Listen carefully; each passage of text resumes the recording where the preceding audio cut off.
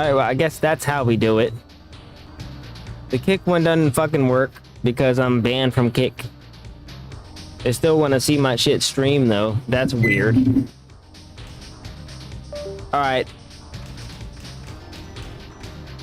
No. We doing Facebook tonight, y'all. Fuck that. Fuck that.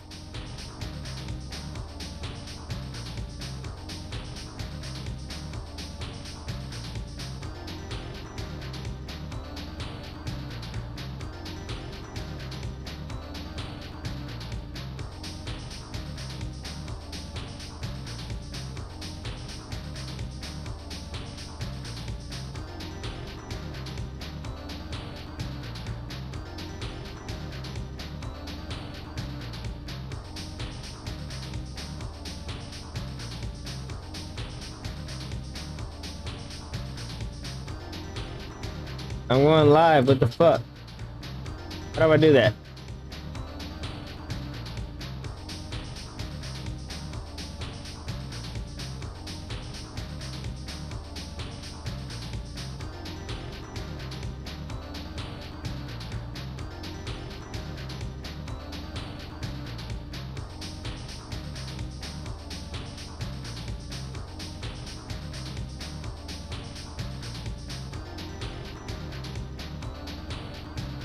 I think I gotta do Facebook every single time. I have to update it. Which, okay.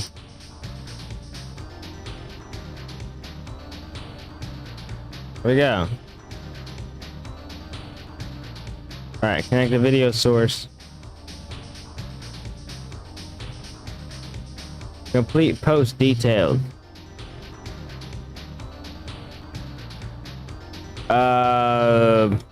Second night.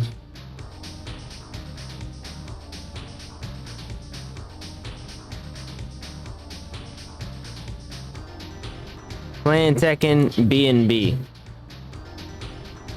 That's it. Now go live, right? There we go.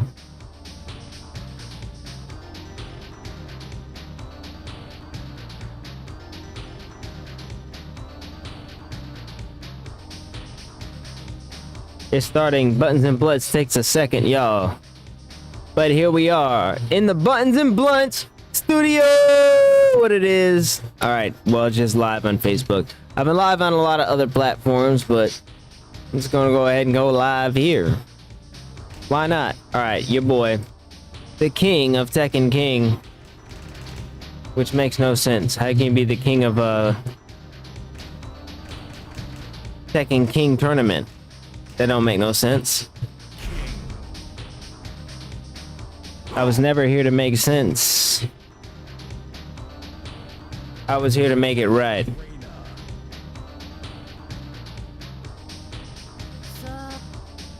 Alright, we got Arena. I know if my boy was coming over here right now, he wanted to be on Eddie, but we can't do that tonight. Get ready for the next battle.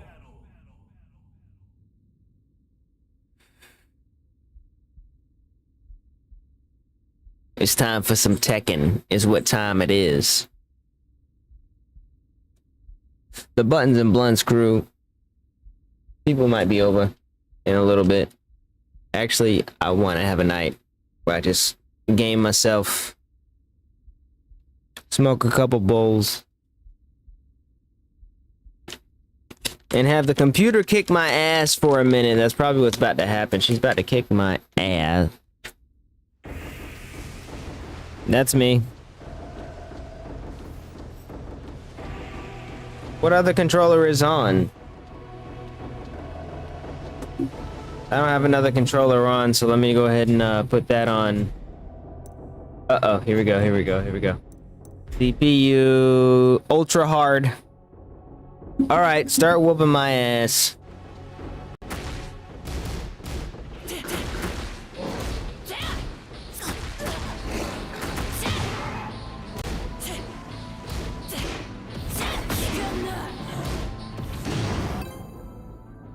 Sheesh.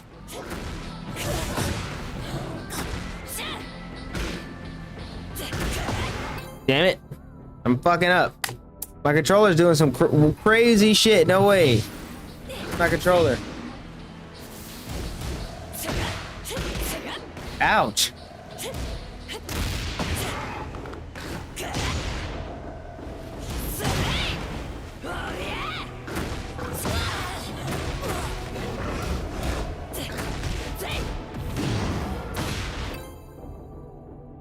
I'm not going into a match yet. I'm not going into a match until I get this computer. I feel like this computer is like born to stop me.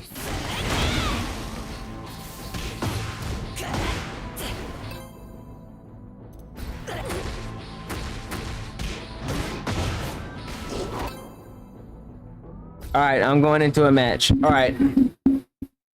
Yes, I am online. I'm fighting some MF in. Well, he's playing Xbox.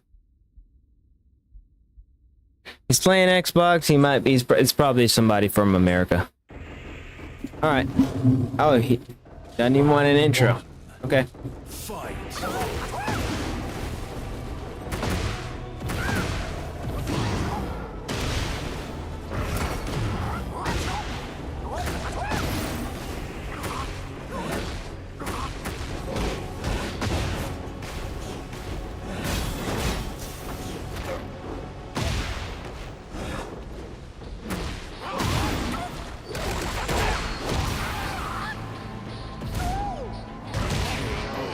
Shit.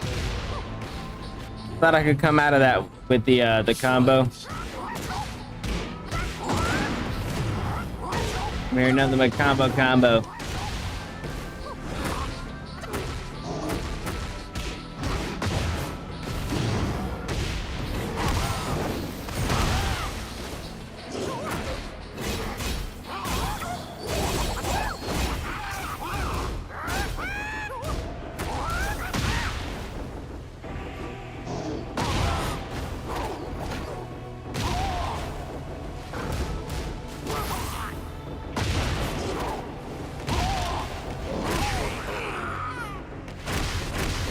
Round 3. Fight.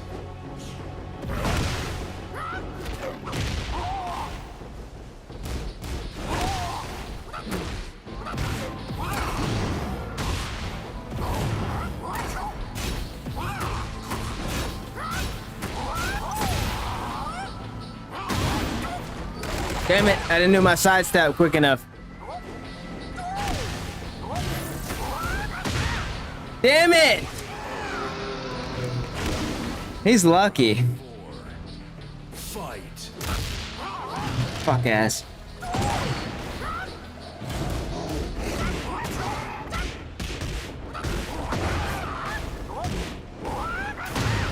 What?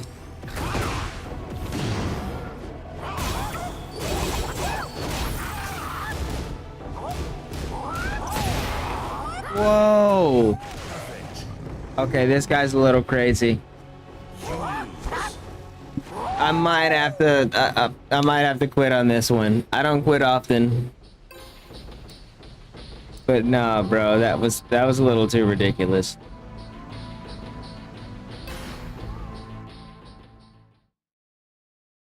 Get ready for the next battle. I'm not giving it the chance.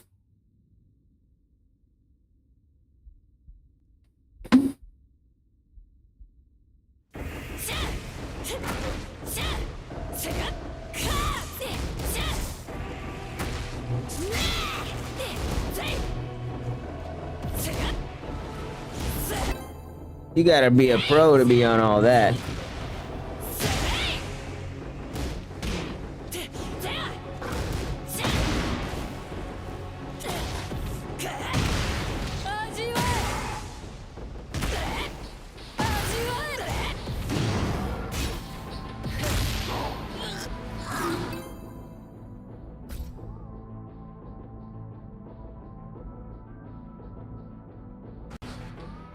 All right, another one. Another one.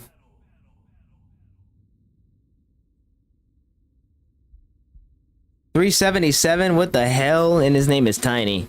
Okay. Well, that's great.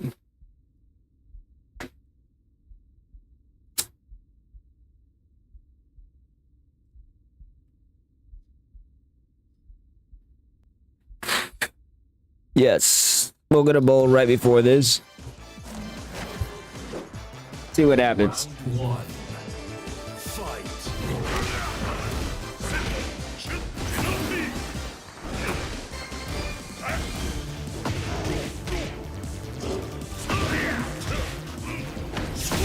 Ah!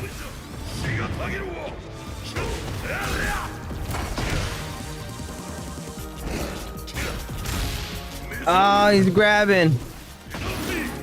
Grabbing that motherfucker.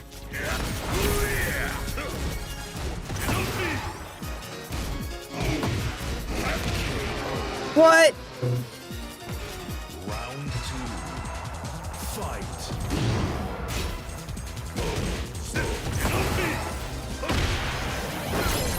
So they got somebody designed to just stop me?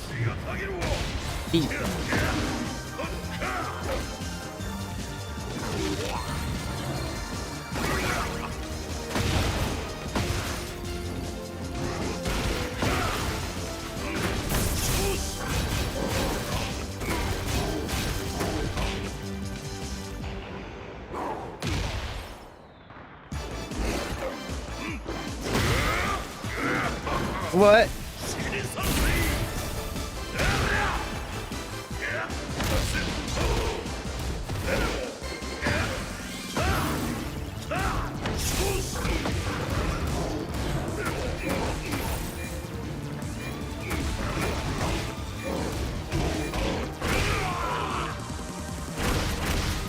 Round three.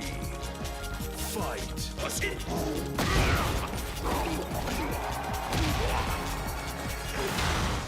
I gotta fight him a little differently, don't I?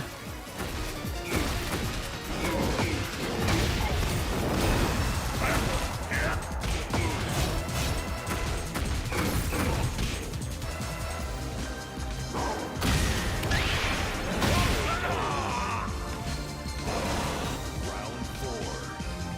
Fight. Got him.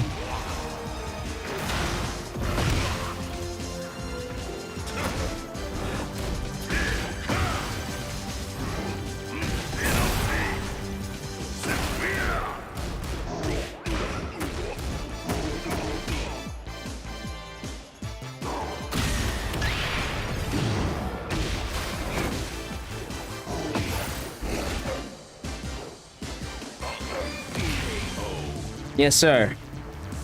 And I know that was weird at the end. It was meant to be weird. Getting back into blue.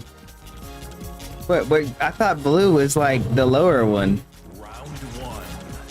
Fight.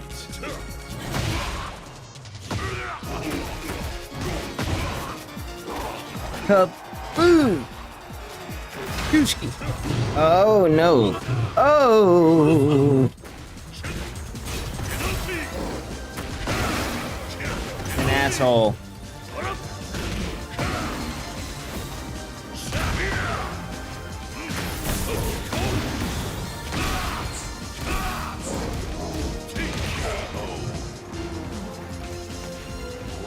two. Fight. I have to be an asshole back.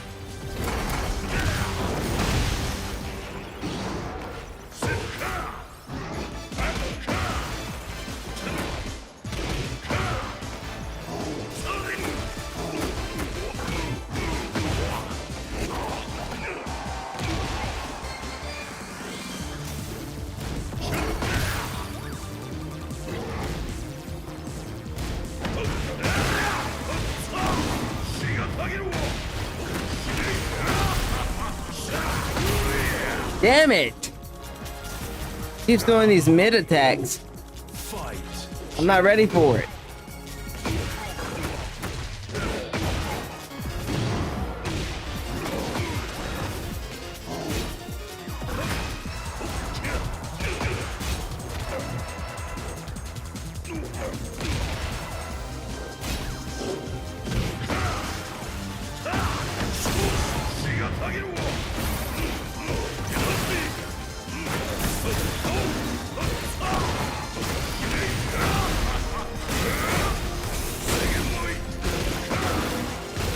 blocking? What the hell?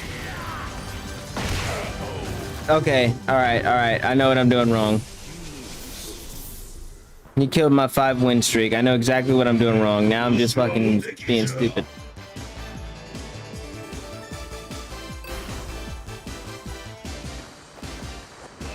Round one. Fight.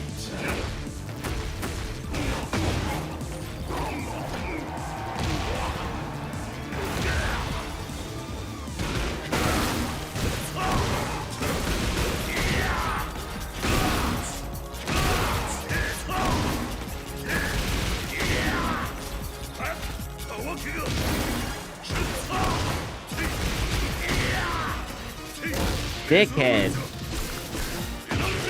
He's just gonna keep grabbing as soon as I get up. Round two. Fight. Now watch when I do that to him.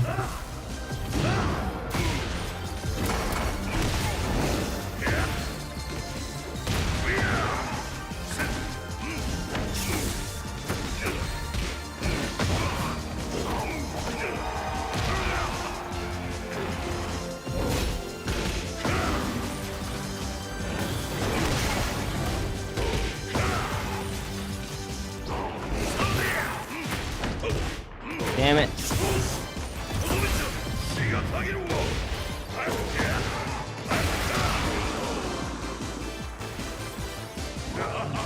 He might be too strong, y'all. Jesus.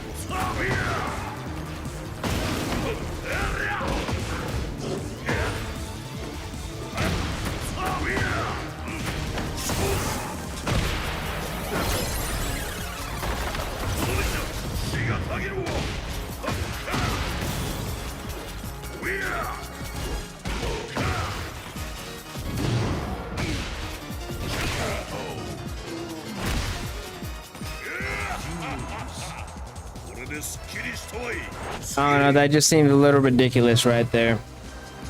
I always get something like that. Get ready for the next battle. That's why I just shouldn't give him another fight, because it's just ridiculous.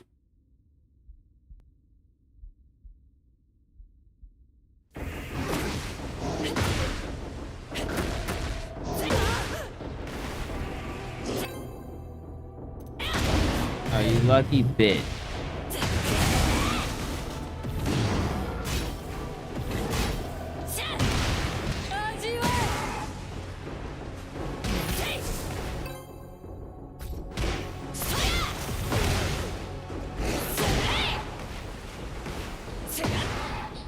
Fuck.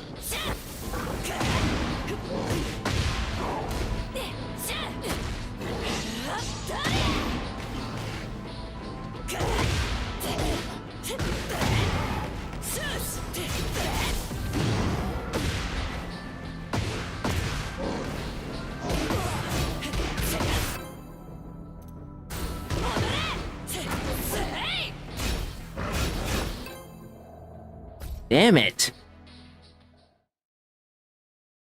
Now the computer's fucking with me. Get ready for the next battle.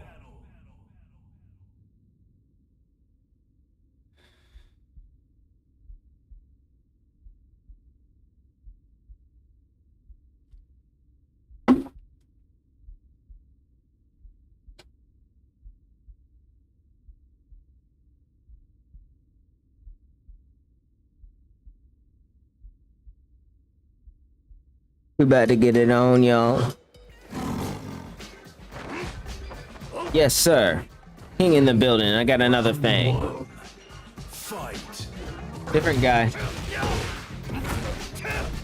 Probably America. Got his foot. Damn, he hop kicked from the side step. Damn. Okay.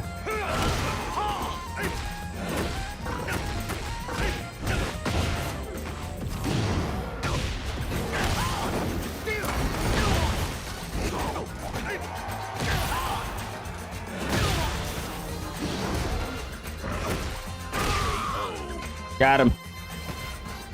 Round two. Fight.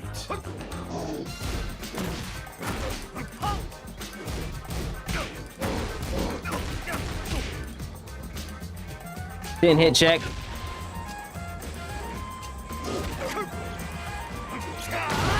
What? I sidestepped the shit out of that one. I was nowhere in that vicinity.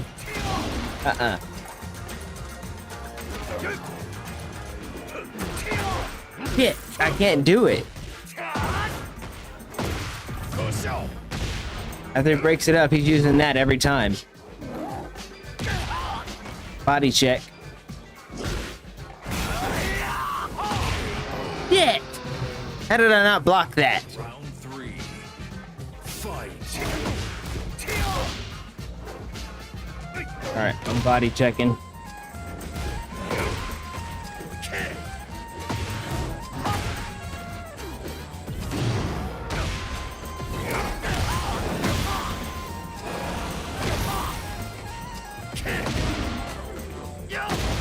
Ah!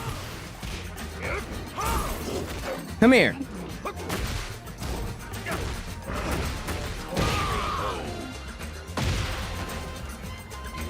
4. Fight. Fucker.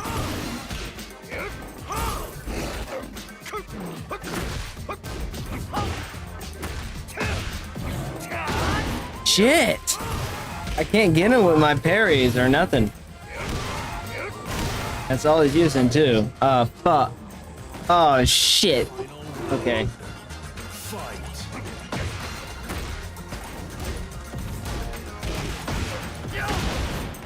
Fucking asshole. He's going for the lows again.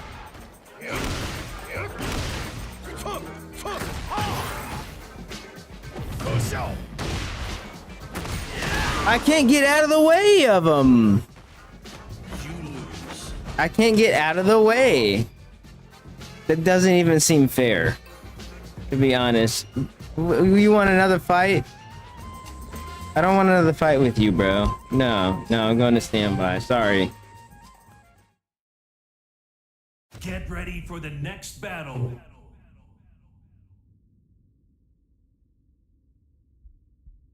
That's too damn much.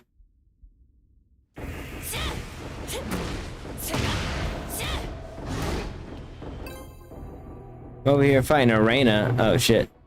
Another fight already. Get ready for the next battle.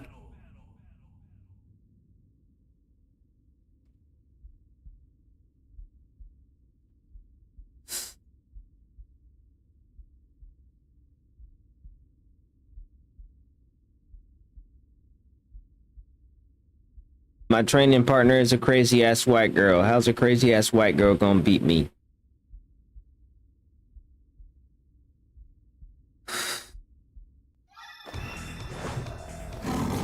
The darkness. Round 1. Fight. Gotcha.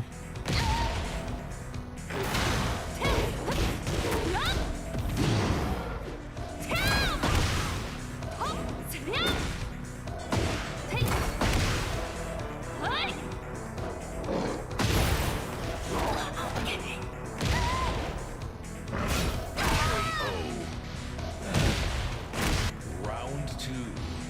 Fight. I came to murk.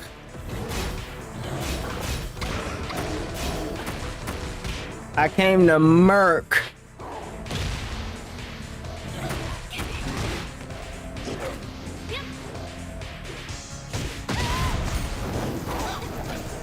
I came to murk.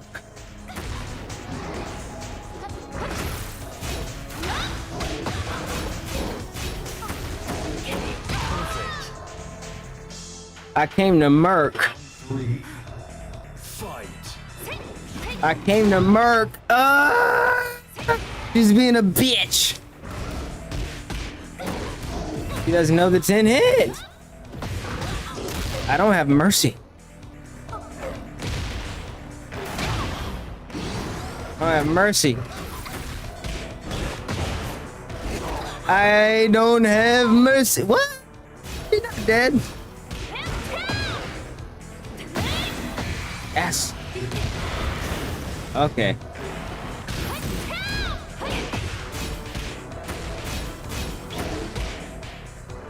Oh no. I had to put her down, safe and sound. I ain't losing a pound.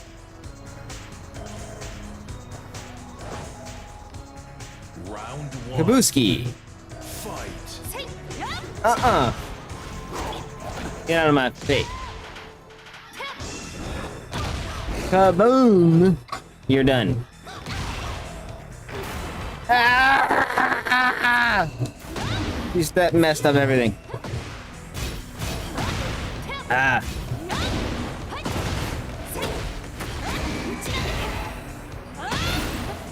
What? Okay. Round two. I think I should have gave her that. Fight. You doing the jumping one? I have to do the jumping one.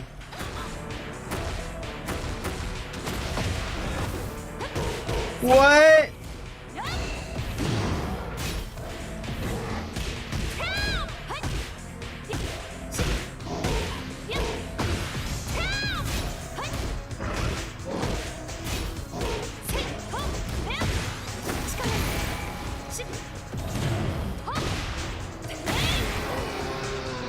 My sidestep don't work on her, man.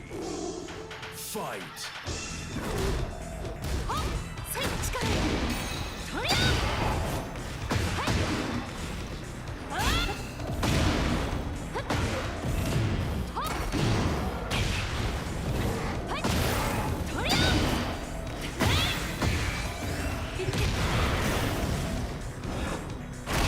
I feel, oh no, man, I'm not feeling good on this one, man.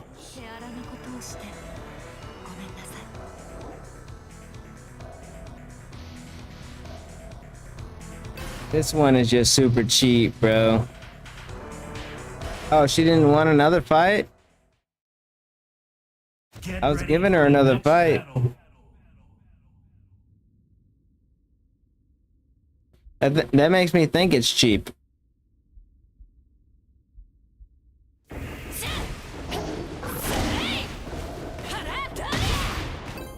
I see you.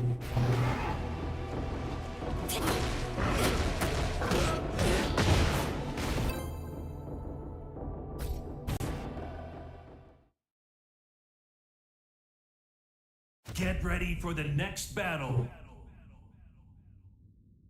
What are the odds? I got Arena.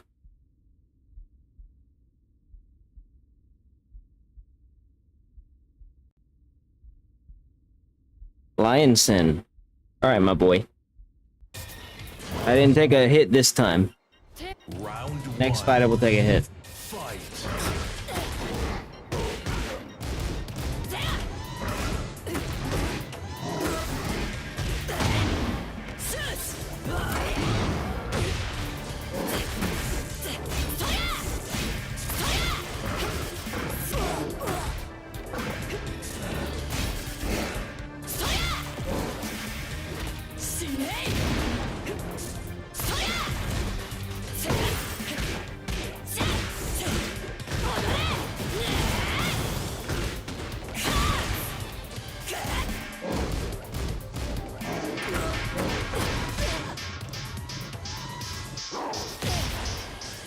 Trying to get my timing right, yo. Sorry.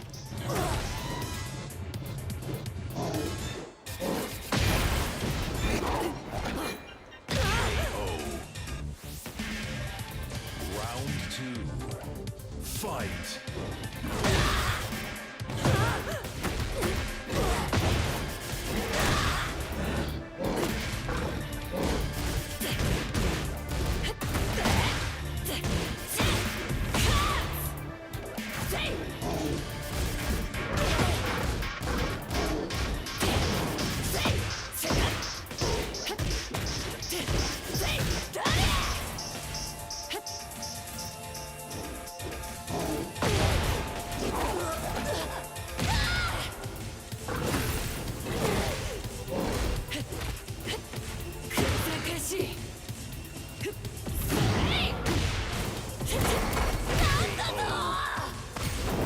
Oh, ma'am. Round three.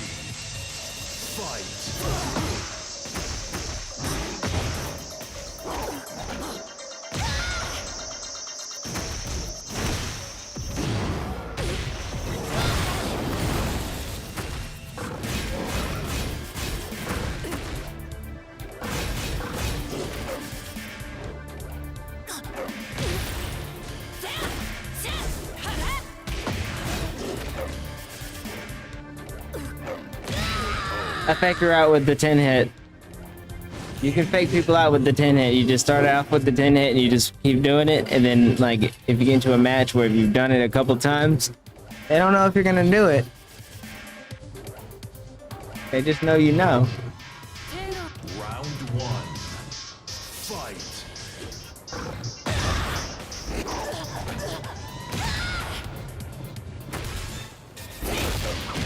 Uh-uh. Uh-uh. Oh, shit.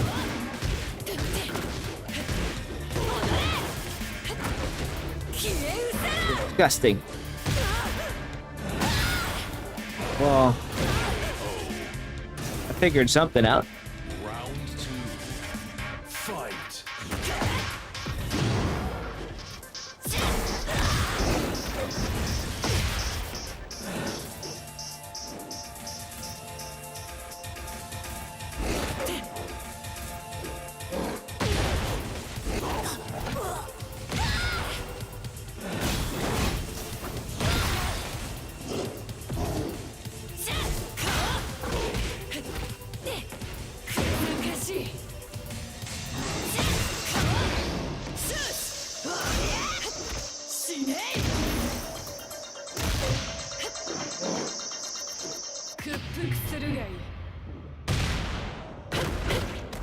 Damn it.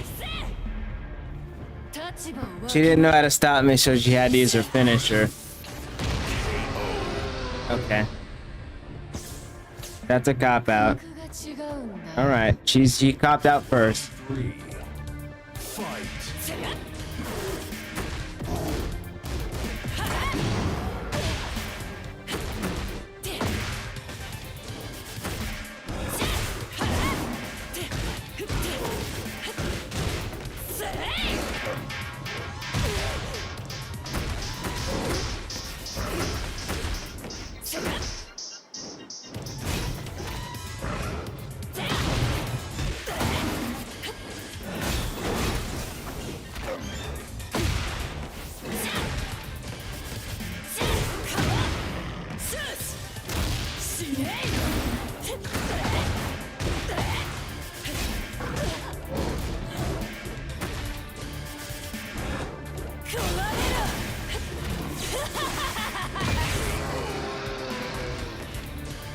Round four. Fight.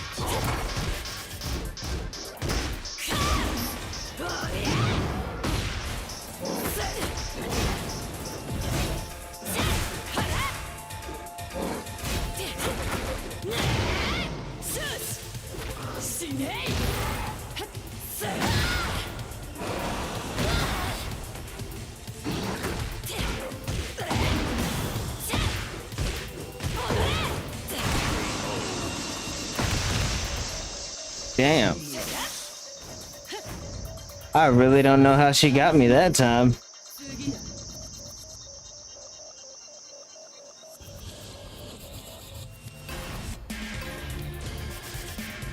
I'm gonna fight again.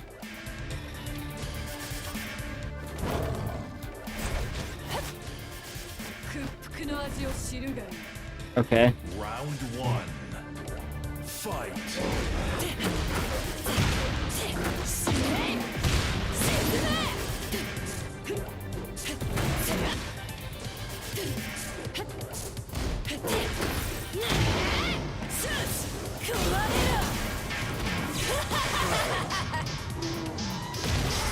Whoa. Round two.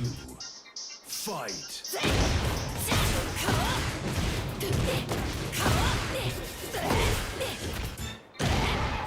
You're doing too much.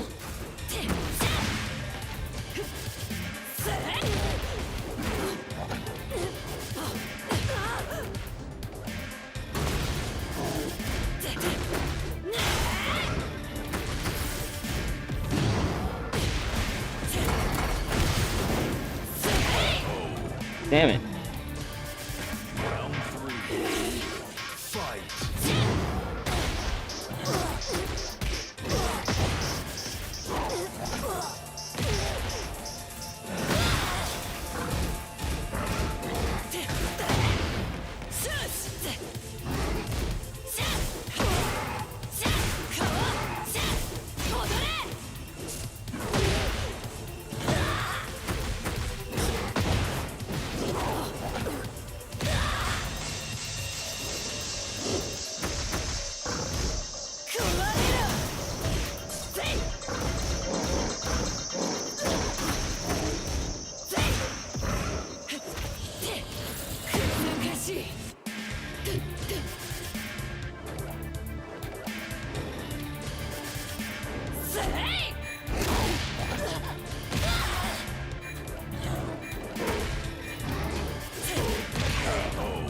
That's bull, man.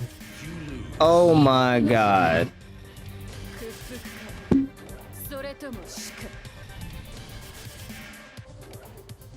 How am I supposed to feel like I was just playing against somebody? Like, I couldn't talk to nobody. Ready for the next battle.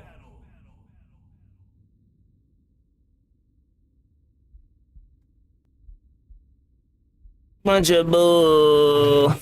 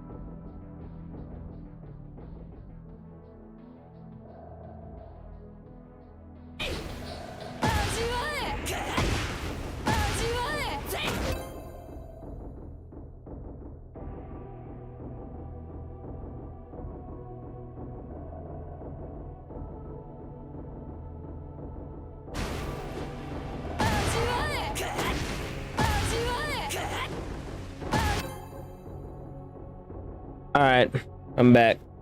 Yes, I'll fight. All right. Let me get off the floor real quick. Next battle.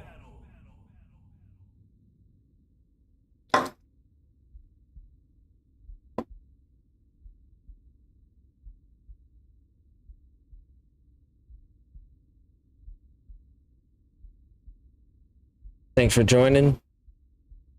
Appreciate you, brother. You don't have to talk. You can just hang out. That wall of muscle can't stop me. It's not stopping me. All right. Come on. Fight. Whoa, whoa, whoa, whoa, whoa, whoa, whoa, whoa. Where's my... There we go.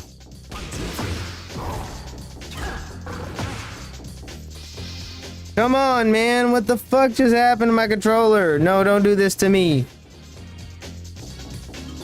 I can press start.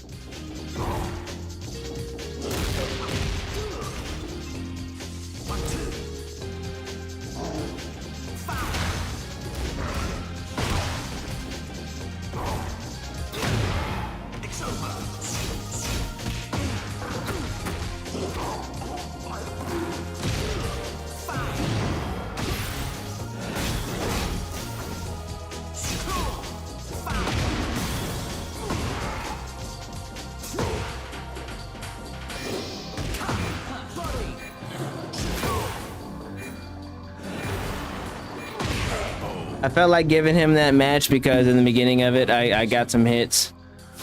And he let me go.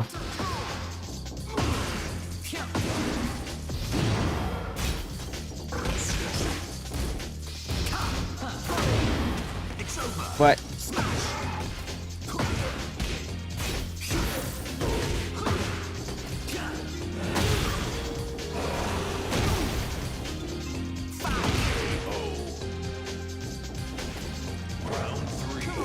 Getting a little too much on your boy now. I gotta come back.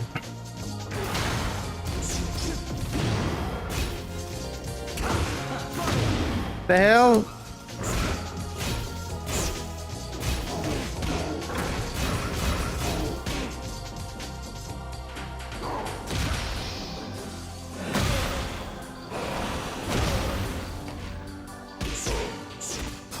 What? Look at that grab.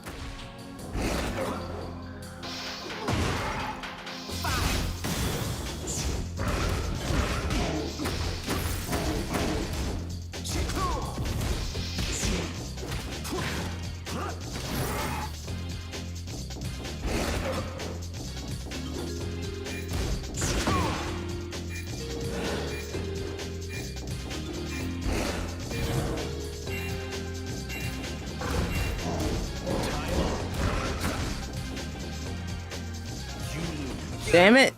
He just blocked the entire last of it. He really just stole that from me.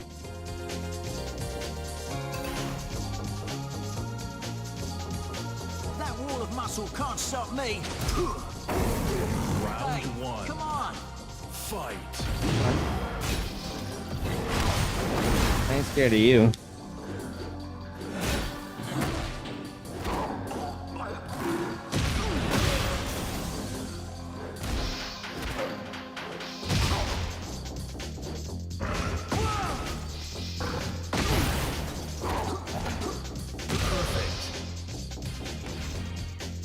Round two. Fight.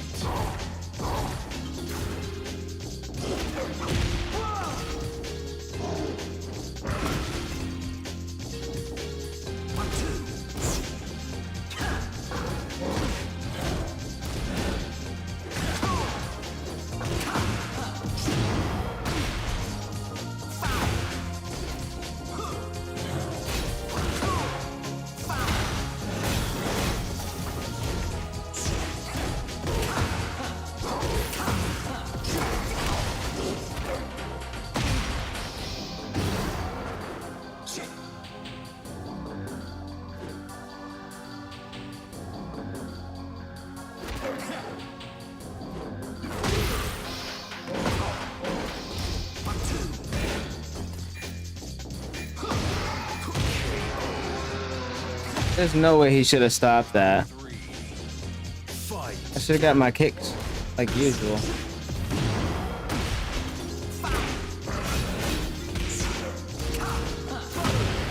It's over. Smash. That was weird. I was getting a massive combo on me. Uppercut.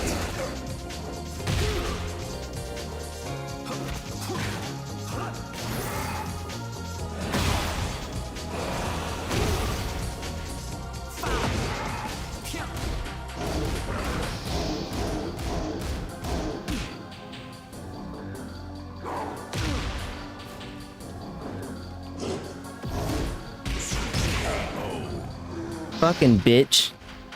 Alright, now I want to beat him. Fight.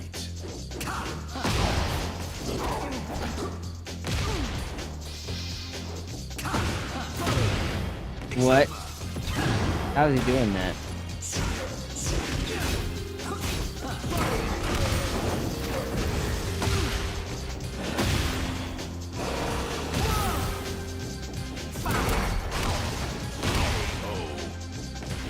Final round. Fight.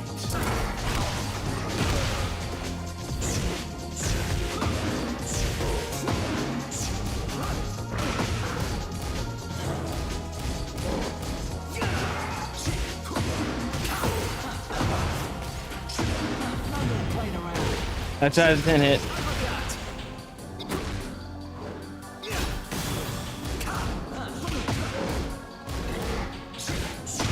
Damn it! You lose. He didn't deserve that one. He absolutely did not deserve that one.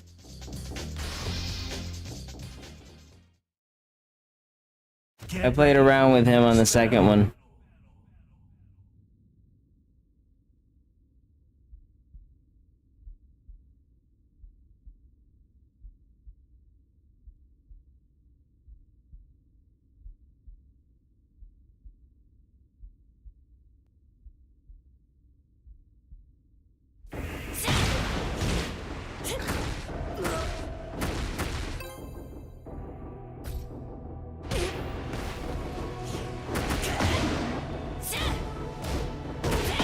Nothing but ducking is all my CPU does.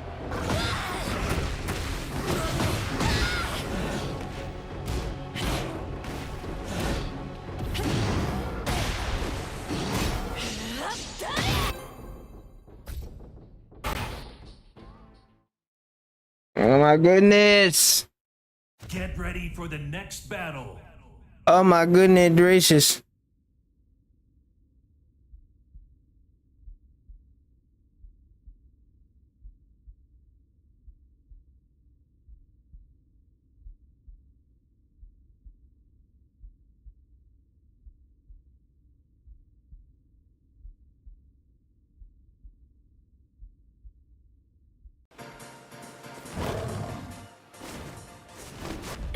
This should be fun. Round one. Fight. Ooh. Be mad at me.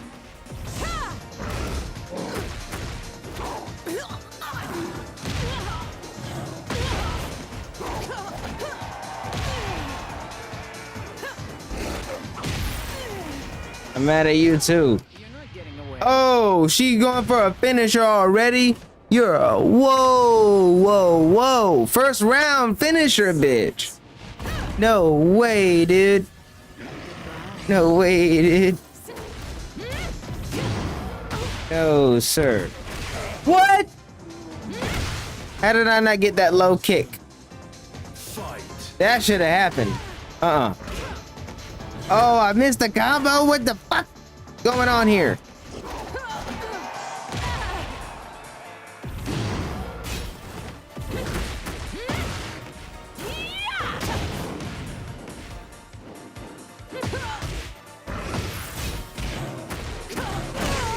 I think I know what's going on here. It's a very easy character, but she's using the Fight. timing in her advantage.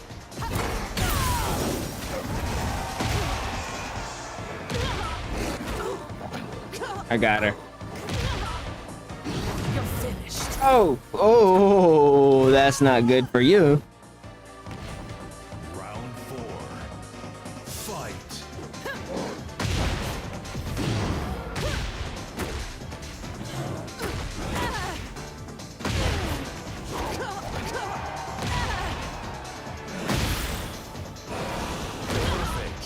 Oh, okay.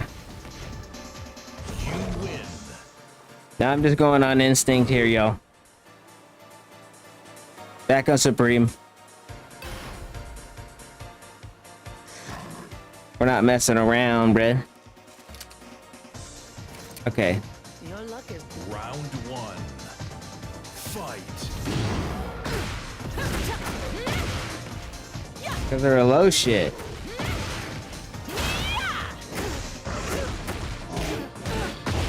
Don't keep doing that. You're finished. Damn it. Done. Damn it. Round two.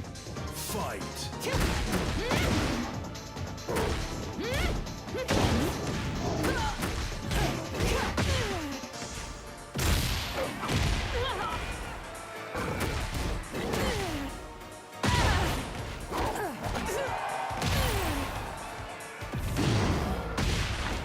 You're not getting away. Damn it. She still used her finisher on me. Die in silence. That's desperate, man. Means you don't know what to do. Finished.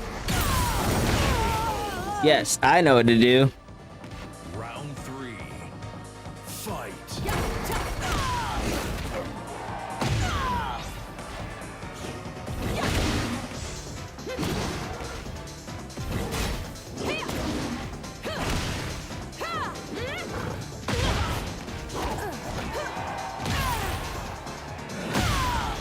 Ooh! What you want? What you want? What you really want? Fight.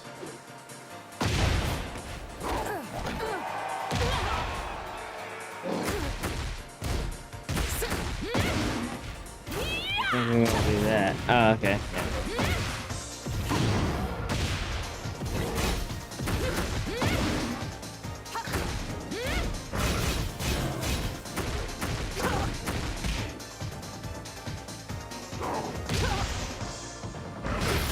You're not getting away. She's dead.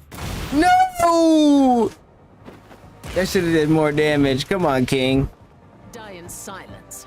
She should be dead already. Demon should have no chance. You're finished. Ooh! Ooh! Oh, she had to die in fashion. She had to die in fashion. Oh, damn. I sounded crazy as fuck right there. Yes, sir. That's what happened. Take it as you will. The next battle.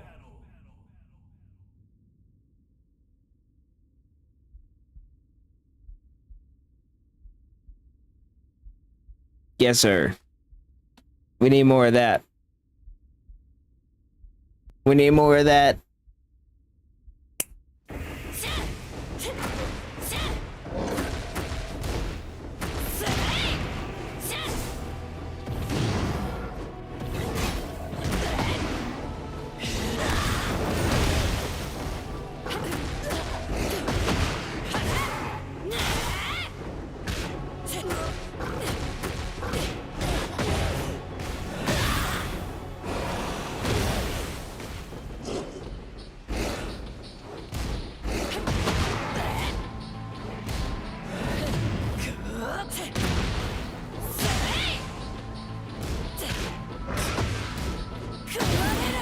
He's tough. Random by itself is tough, y'all. Make sure I have to.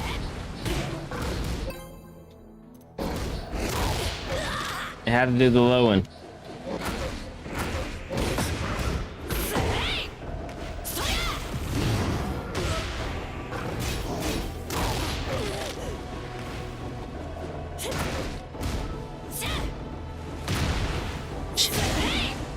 Timing is horrible. Your timing is horrible, sir. What? She blocked that? Oh, bitch. No, you didn't block that one. Sorry. I feel like the game was mad at me after that one. Well, you're dead. Gotcha. I didn't die. You did. The whole thing, block the whole damn thing, why don't you? Make it seem like it don't matter. For the next battle. Here we go. Bruce Lee. NAB. That is martial law. His name is Weirdo 160. I'm fighting a man named Weirdo 160. Yo, Drello in the studio. On the mic, you know how it goes. Alright. Going for his lows. Seeming weak on his lows already. I'm going to go ahead and focus on the lows since he's not doing anything about it yet. Okay, he's blocked one. I went in for a straight combo. It's going to be alright. If I can just finish it off here. He's going to let me do it. Okay, I just did timing on the lows there at the end, so we're gonna see if he's gonna let me keep going like that. He might not like me, but no, I got combos, I got other shit I'm about to do. Oh, I missed him. I didn't miss that. I didn't miss that either.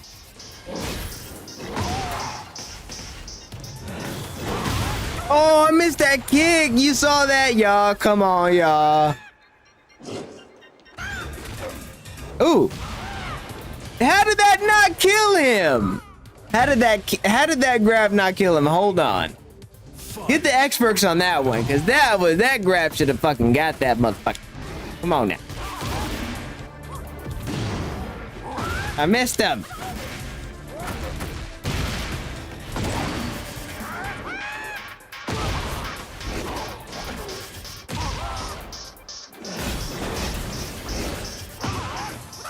Damn it, he ducked that one.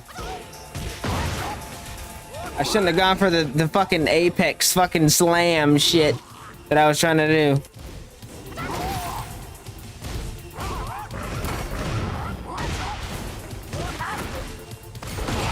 No! I went low. I fucked that up.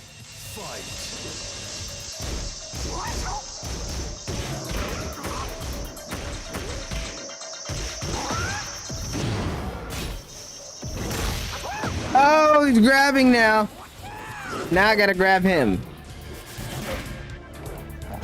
Now I gotta grab you, brother. Now I gotta grab you. Now I gotta grab you. Oh, you didn't break me. He didn't break none of that. Wow.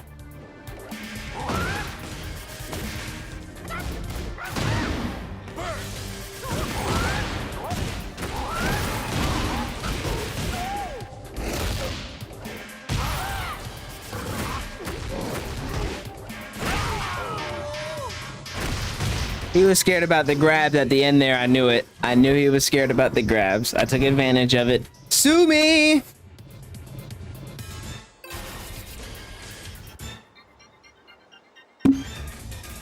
So I went for the lows. Round one. Fight. Oh, I could do it again too.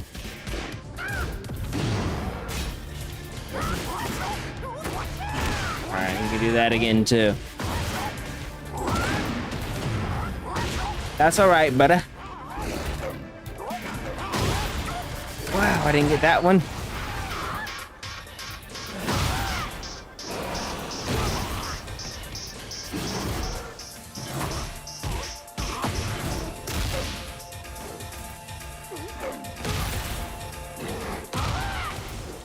Damn it!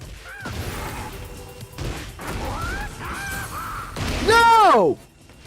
I hit a straight. How the fuck did he get a kickoff before that?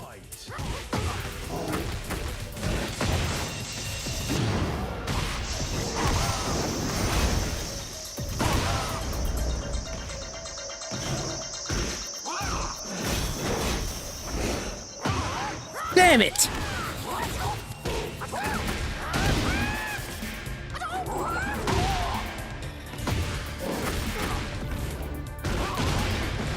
Fuck!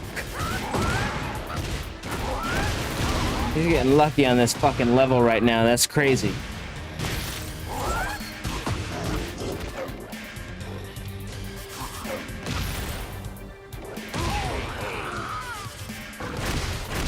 Round three. Fight.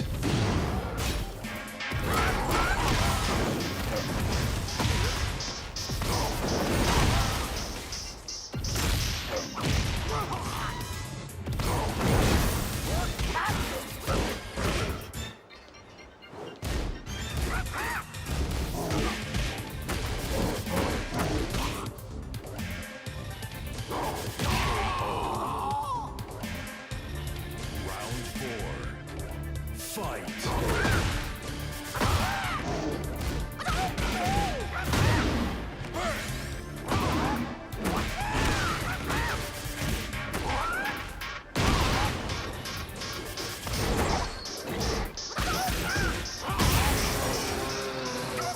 Final round. Fight.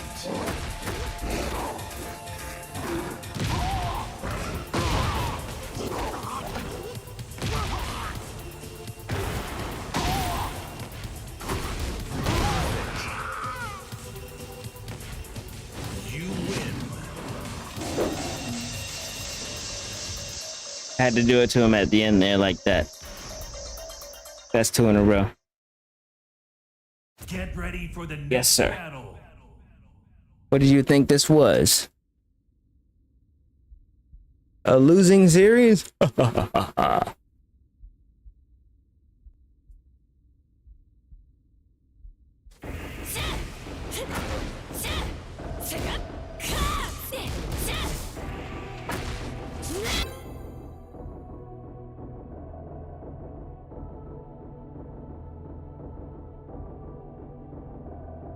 Shit. Got this crazy bitch on my ass. Damn. Get off me. Alright, next. Get ready for the next battle. I think they're just giving me everybody in Florida first.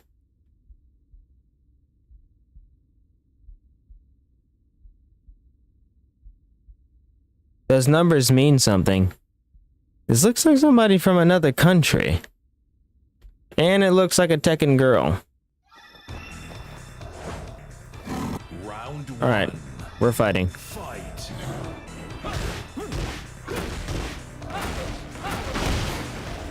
God of Destruction. This is a God of Destruction. I can't get my shit off. Whoa. Have I fought a God of Destruction yet? Hey, I can't get my shit off.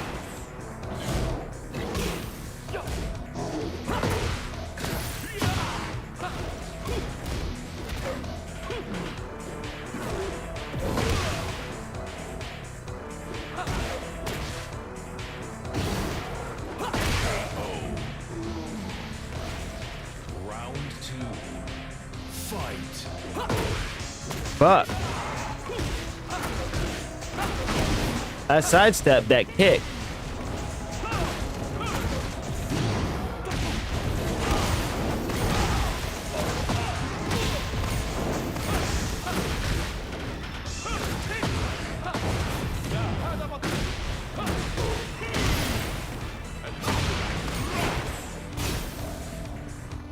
What the fuck?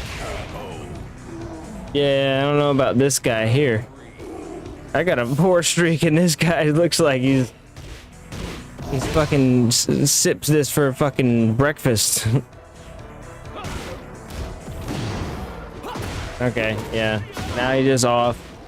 We're off to see the wizard, the wonderful Wizard of Oz.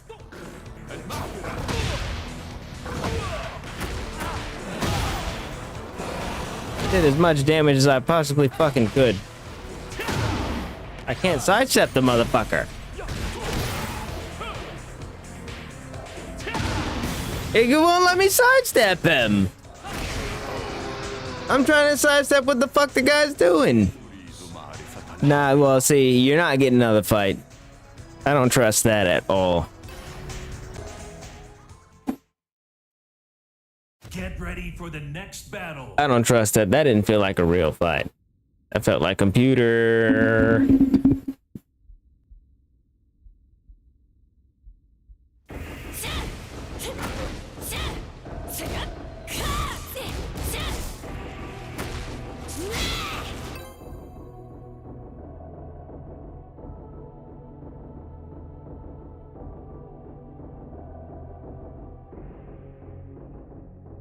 Computer! I'm gonna give it a second. My boy always tells me to give it a second.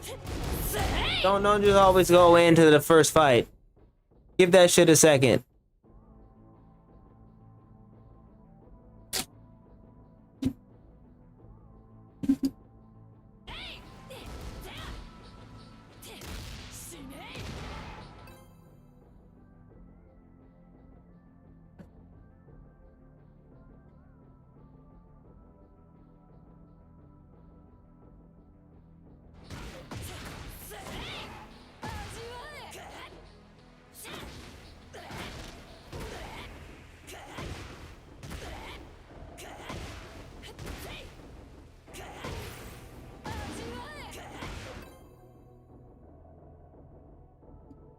Had to put some I put some food to cook, but damn, it seems like this woman is very angry.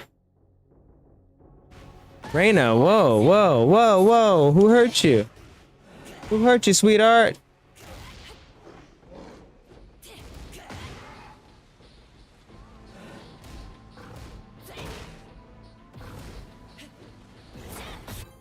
Oh. Whew. She's mad. She is mad. Oh, nope. Not mad enough to stop that.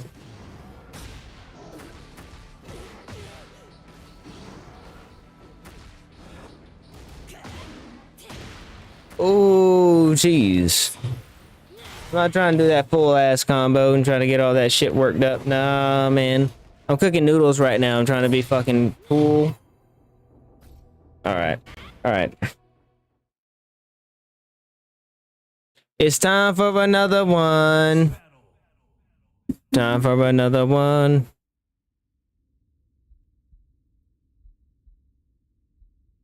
Don't be mad at the stream. Be mad at the game. Don't be mad at the player, be mad at the game, man. Be mad at the game. Alright. Did I fight him before? I feel like I fought this guy already. And he's mad at me.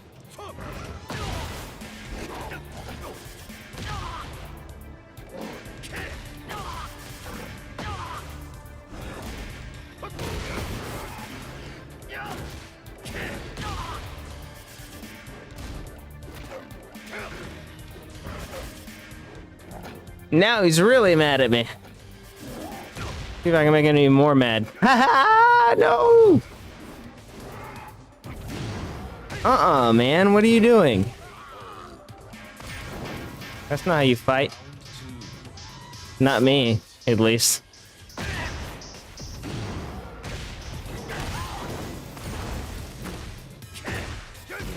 I can't do the sidestep on this guy when he does this fucking launch fucking kick. And it doesn't make any sense because I can't go down or up when I do it. Fucking asshole.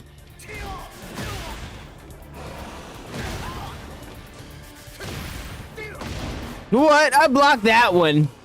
I blocked that second one. Round 3. Fight.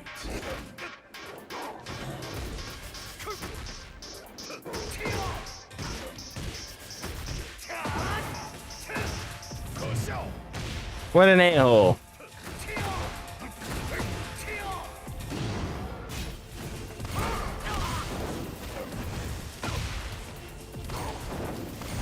No, you don't know how to stop any of this. He doesn't know how to stop any of this.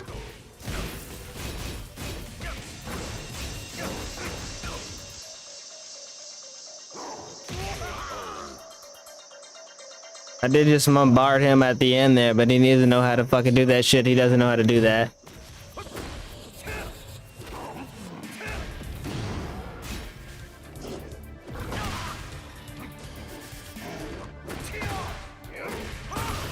Wait a minute, I might have got that low kick there. That's not good for you, brother.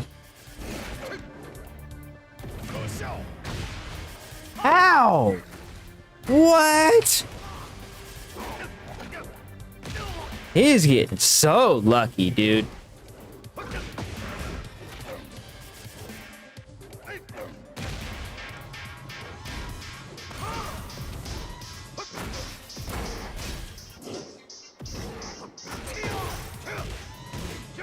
Damn it.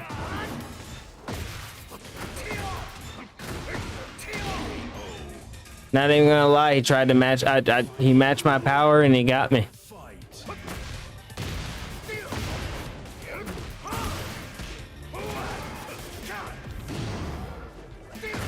What?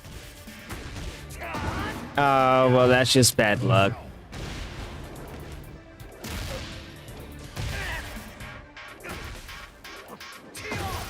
I didn't get the grab off there? That looked perfect. What the fuck is going on, man? No way. Nah, I don't accept that. And I don't want to fight him again because of that. No, there was a couple spots there. I was like, nah, I should have got some shit.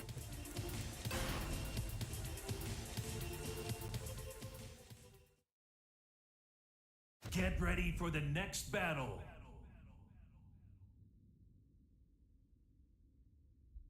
All right, I'm changing the terrain.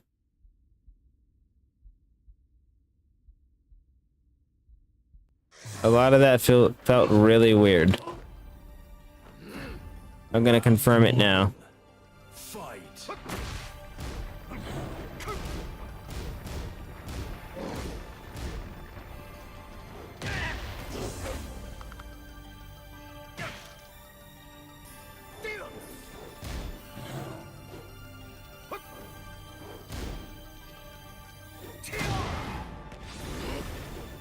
That was a little fast.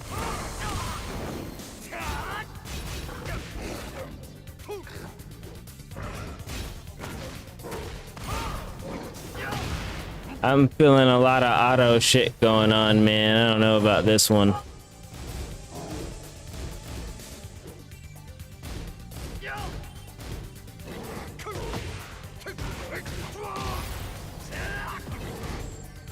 Whoa, really? Man, yeah, I think it's a cheat. Round 2. Sorry, but I'm probably gonna quit. I'm not gonna give this guy another. I'm not gonna give this guy a win against me. He will never. Cheaters will never get anything against me. Yeah, he's cheating. He's cheating. Yes. Okay. Well, what am I supposed to do? Keep fighting the guy?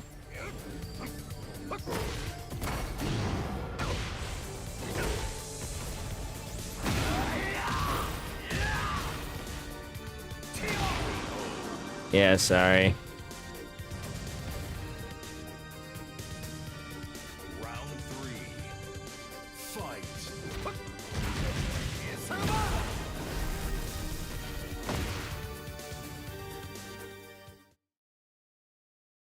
Nope.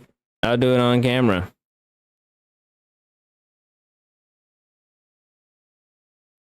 I don't give two shits. You're not gonna fucking cheat on me.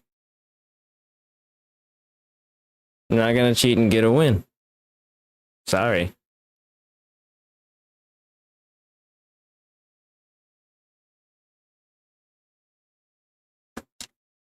Don't be mad at me, Tekken.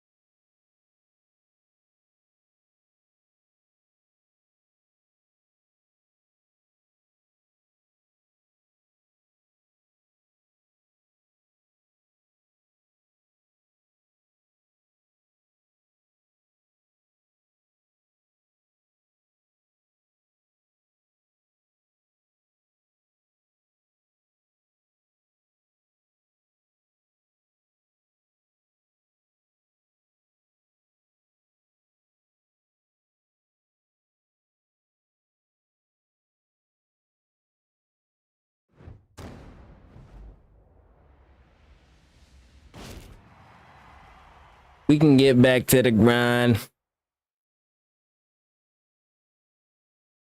I'm gonna give it a little bit of some time.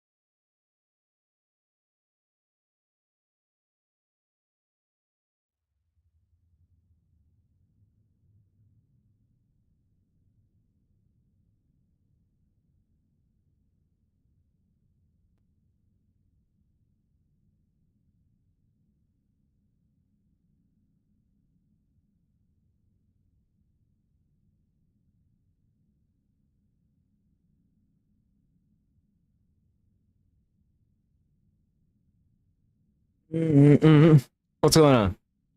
Oh shit. Oh no, I'm ready to play.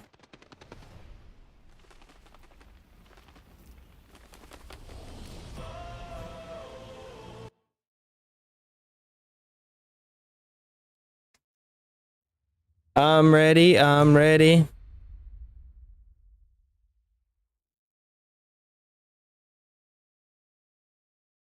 Don't give a what?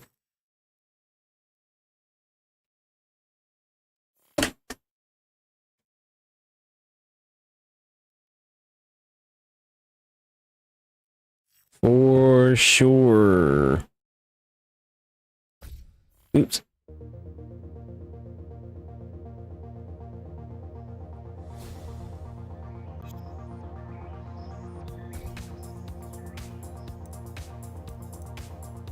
I do it so rarely. I should be alright. Damn, I don't even know if what's going on tonight. Something crazy going on tonight. People cheating left and right.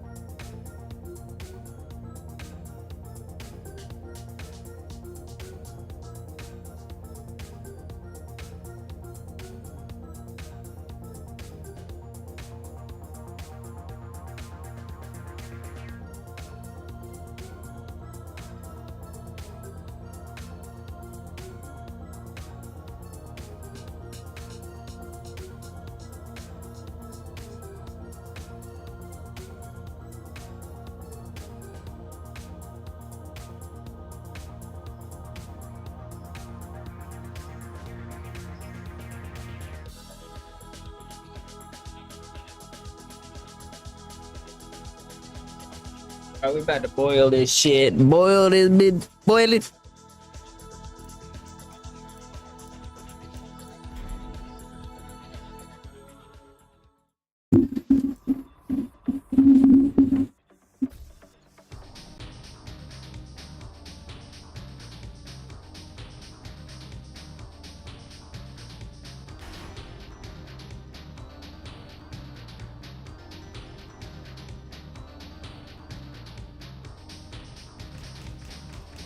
Please decline the BS, y'all. I ain't trying to play a bunch of cheaters tonight, y'all. I want some fun. Oh lord, they gonna give me Leo.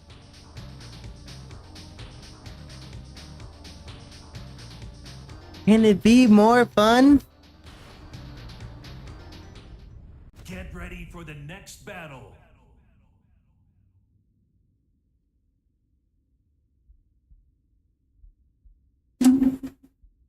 Alright. I'm playing the trans. I'm fighting the trans for practice. I don't want to fight the trans. What is that? What is that even? That's some shit I don't want to have to think about. To be honest.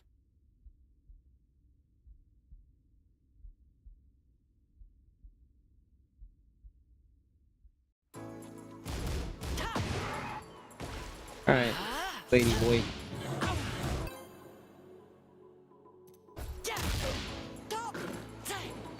How do you stop at all of my grab?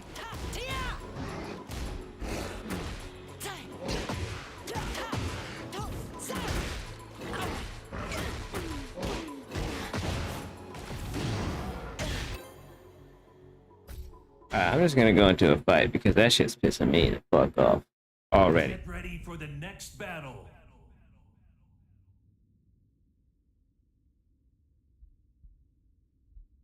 $378? We're both Supremes. Why the fuck is he on 378? I'm on 247. Oh my god. Okay, alright. Well, I have a fight, y'all. This is a boss battle. This is a boss battle. Okay. I'm not scared. I'm confident in King.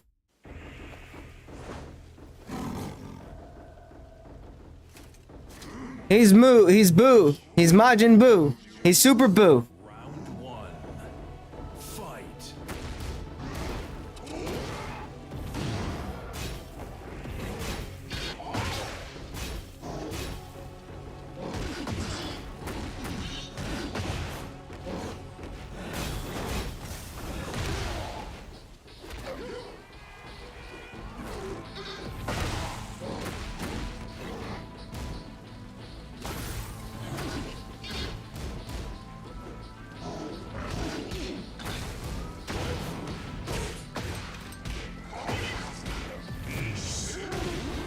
Damn it.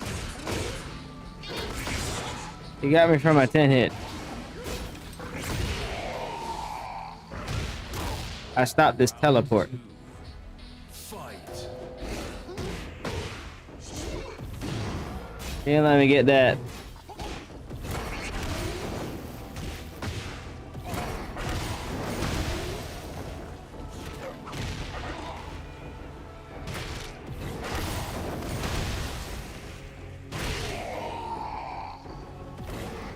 Round three. Fight.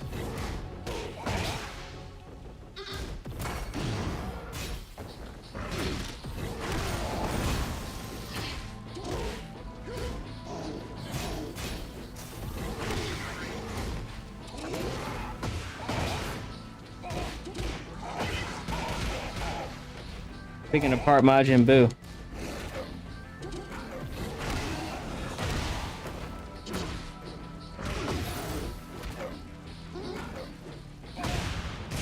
Damn it!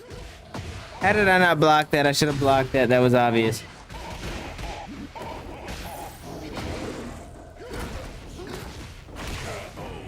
Damn it. He's mad. Fight.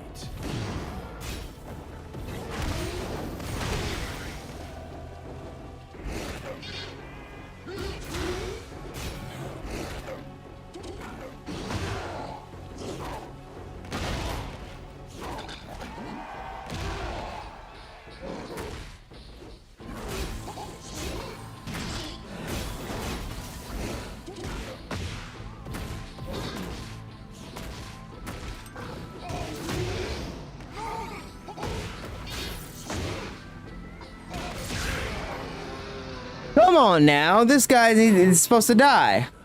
Fight.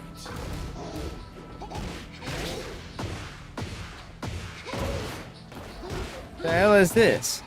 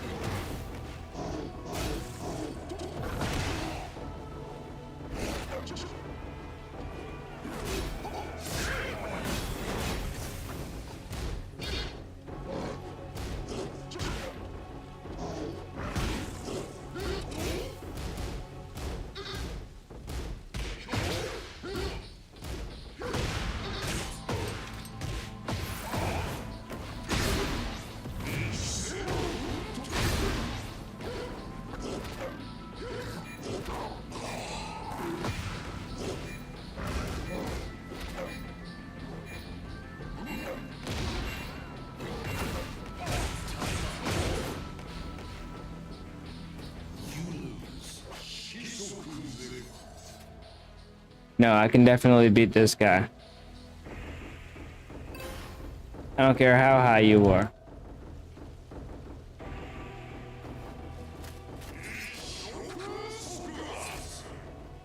Round one. Fight.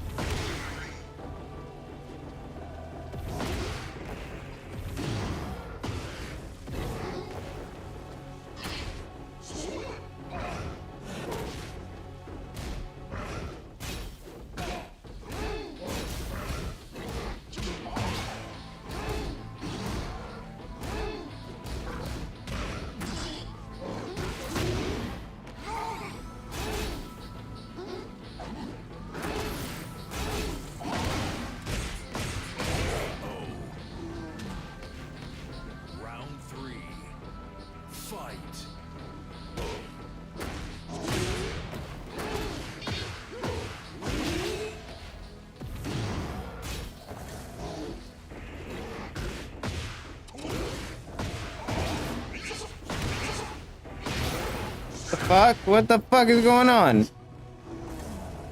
What the shit?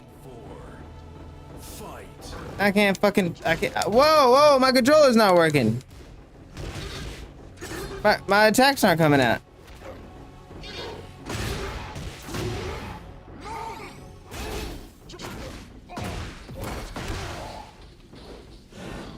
It's working now. The beginning of that match, that shit was not working. That's not fair. The beginning of that match, my shit was not working.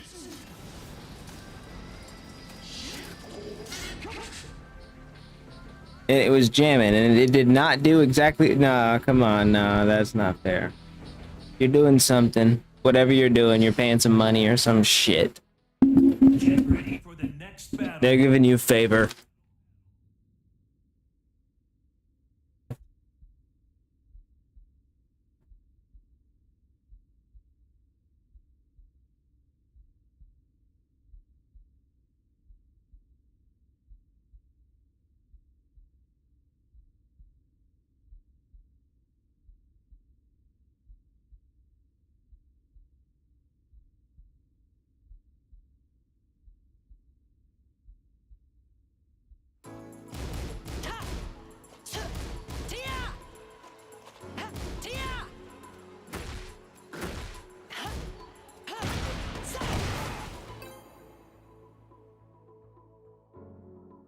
That's the shit that pisses me off, man. You know what? I think I'm done for tonight. Done on that.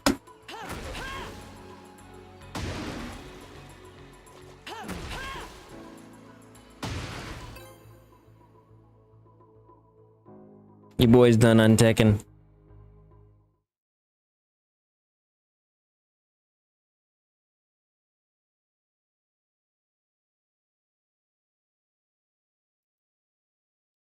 It's time for some real-ish.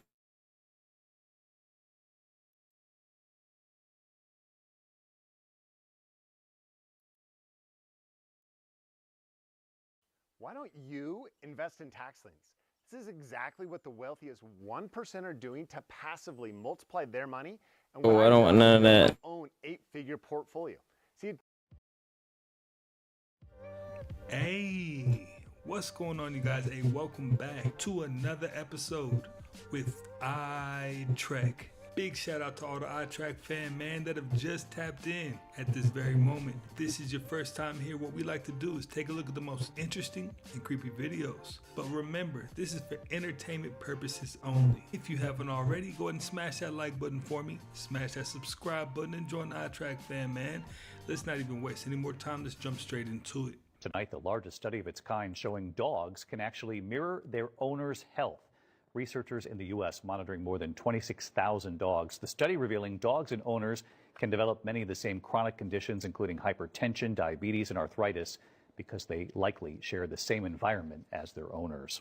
Now that's extremely interesting because humans kind of react the same way. If you've lived with anybody for an extended period of time and you catch a cold, whoever you're living with tend to kind of mirror those symptoms, you know, and a lot of the married folk might be able to attest to that, but let me know what you think. OpenAI just dropped something massive. This one is different. So different that they named it O1, the first AI model designed for deep reasoning. And by the way, it's now smarter than advanced PhD students. You're gonna wanna see this. Basically, when you ask O1 a question, it takes time to digest the problem, like a human would. Then it lays out its step-by-step reasoning to get to the answer. Like, watch this example. This guy created a Korean sentence with a bunch of jumbled, fake, made-up characters. Now, native Korean speakers would easily be able to identify those were fake and translate around them in real time. But even the latest version of ChatGPT can't do it. It gets stuck and then errors out. Now watch this. He feeds the broken Korean sentence into the O1 model and asks it to translate. It thinks for 15 seconds, and then it solves it. It decodes the garbled text, deciphers what each word should mean, builds an encryption method to enhance the translation, rewrites all the broken words, and translates it perfectly. This is how a human reasons through problems. We can come up with the answer and show you how we did it. And now, so can AI. You know what? I got a prediction. I got a real life prediction. In the next 4 to 5 years, we will not need colleges anymore. There won't be any need for it. Your degree will be useless. Mark my words. China is now warning of a real-life Godzilla after Japan began the controversial release of the 1.3 million tons of treated radioactive water into the sea today. If you didn't know, for the last 12 years, workers at the plant have been pumping water through Fukushima's ruins in efforts to prevent the debris from overheating and causing further damage. But they say that storing all of that contaminated water is becoming too expensive and they're running out of space. So treating the water and releasing it into the ocean is what they've decided. The United Nations nuclear watchdog has approved the plan, with multiple regulatory bodies and experts concluding that the impact on the environment and people would be negligible. Some, however, either disagree with or don't trust these experts, with one of those being China. They accuse Japan of using the ocean like their private sewer, and now imposed a blanket ban on all imports of Japanese seafood. Their state media also said that it could open Pandora's box and trigger fears of mutations leading up to the real Godzilla. Hey, it is 2023. So the question is, do you trust the experts on this one, or is this a disaster waiting to happen? Godzilla? No. A mutant fish with like 3 or 4 eyes? Maybe. Many of my followers remember the series of videos I did about Basquiat, who was a famous artist back in the 1980s, idolized by many of those in Hollywood, including Jay-Z and Ellen DeGeneres. A lot of his artwork looks similar to this. Some of the articles I found allege that he was a medium, a magician, a shaman of sorts, and his mission was nothing less than restoration of powerful spiritual function to art, a channeling of the eternal through the ephemeral. They allege he learned Haitian voodoo from his mother, and he knows the lowest, the Haitian gods, and he knows what they sound like on a jazz record. You can hear Uzuli when she's speaking through a clarinet and understands the relationship between possession and the dance floor, and that the gods are in the music. Well, I had recently watched Sinners, yes, the movie about the vampires, but I noticed that in the movie they used blues and jazz music. When I researched why they included jazz music in a movie about vampires, it states one article even suggests that the music, particularly the blues, acts as a portal between different realms or dimensions within the film. But could it also do the thing in real life? While I was scrolling online yesterday, I had seen some things about what Willow Smith was posting on IG. I'm not going to post those here, but I did stumble across this video that she posted and I found it very interesting. Listen closely. Jazz is the only genre of music that can hold every single genre of music inside of it without any friction. So question, if jazz is the only genre of music that can hold any genre of music inside of it, does that mean that jazz music could be integrated in any genre of music? Stay with me. The flower of life is the only geometrical shape that can hold every single shape inside of it. The circle can also hold every single shape inside of it. Jazz is the circle. Jazz is a circle, but so are portals. So it has me wondering if jazz music is incorporated in every genre of music, and could it possibly open portals without people even realizing it? I think it's an absolutely... I put a lot of jazz in some of my music when I'm working on something. I'll tell my drummer or whoever's working at the time or what's going on, or even when I'm looking up like something to put there, I'll look for like a jazz roll or something like that. That's definitely not uncommon. It's possible to open portals through music. What do you guys think?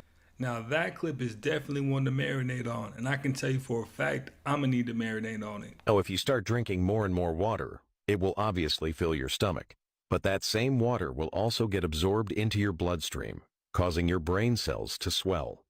If you gulp down around 6 liters of water within an hour, you could end up dying pretty quickly. Toothpaste made out of hair could be on shelves in 2 years, and scientists say it's the secret to stopping tooth decay. Researchers from King's College London say, yes, it's bound to top your head. Keratin, a protein in human hair, skin, nails, and the wool of sheep, forms a dense mineral coating that basically mimics the structure and function of natural enamel, protecting teeth and potentially sealing exposed nerve channels that cause sensitivity. UK researchers hope to channel the power of keratin into a daily toothpaste or a professionally applied gel that can target problem areas. I mean, those researchers must have been bored, because I'm sure there are other ways of collecting keratin than using people's hair. Or is it just me? If I told you the true meaning of Satan is the god of this world, has nothing to do with a pitchfork-wielding demon and has everything to do with Father Time. You see, before there was Satan of the Bible, there was Saturn, Kronos, and the early Hebrew Hasatan, the accuser. You see, Saturn offers a six-sided principle and solution to organizing chaos. It is the so-called sixth planet of our solar system, which is marked by a hexagon at its north pole. Saturn is the material governor, entrapping the soul in the illusion of time, flesh, matter, and the corporeal realm. The Seal of Solomon, also known as the Star of David, is said to overcome these forces because it encompasses the principle of as above, so below. Even Jesus himself taught this principle when he said, "Father, your will be done on earth as it is in heaven." He was reminding us to use mind over matter. This is also where we get our 666 principle from, the number of the beast, which is the number of man, and the molecular structure of carbon, 6 protons, 6 neutrons, and 6 electrons, which gives new meaning to the beast system of the book of Revelation. So next time you hear Satan is the god of this world, remember Jesus taught us to use the third eye. If thine eye be single, the whole body is full of light. Want to know more about the Saturn principles? Leave me a comment. We need to wake the heck up again, not with fear, but with focus. We need to get our house in order fast. Look at that. Oh my goodness. They've got a pretty good kick on them. Can still get quite a good game. A soccer match at DeepMind looks like fun and games, but here's the thing. Humans did not program these robots to play.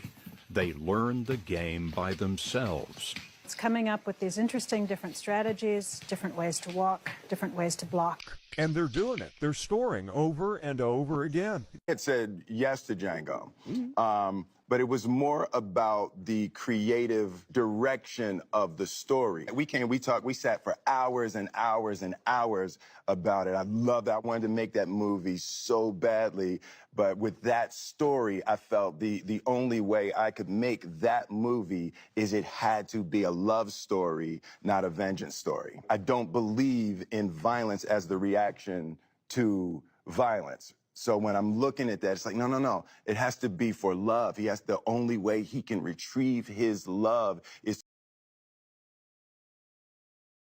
I feel like that's cap. I like Will Smith, but I think that's cap. To do this, he can't want to be this. No. Like, violence begets violence. For me, I just couldn't connect to violence being the answer. Love had to be the answer. Would have balanced out that Wild Wild West scale. Yeah, right, exactly. Now, you know what's the funniest thing about that clip? Is Will Smith fixing his mouth to say that violence isn't the answer. But he's the same one that smacked the hell out of Chris Rock in front of everybody on national TV. Life is full of hypocrisy, I tell you. This ever taught us how the body is designed to communicate. So it's pretty cool. In the early 1900s, there was this very smart man named Nikola Tesla. Tesla was this smart man, and most people would recognize his face, but not, and they probably heard his name, but they don't know what he did. But he said this very, very important thing years ago, and he said, if you want to understand the universe, the secrets to the universe, even that, he said, if you want to understand the secrets to the universe, you have to know what energy, frequency, and vibration means. Well, what he was implying back then, he couldn't prove it because microscopes weren't strong enough yet. But what he was implying was that every single cell, especially inside of our body, that's what we're talking about, our body, every single cell inside of our body has a unique job to do. And that cell will do its job as long as the frequency coming out of the cell is working. And so, but again, he was out there and he couldn't prove anything. He did this lucid meditation where you just lay down and you put a pillow. Keep your frequency positive. Keep your mind working on the positive goal. You got goals, keep thinking about it, keep working at it.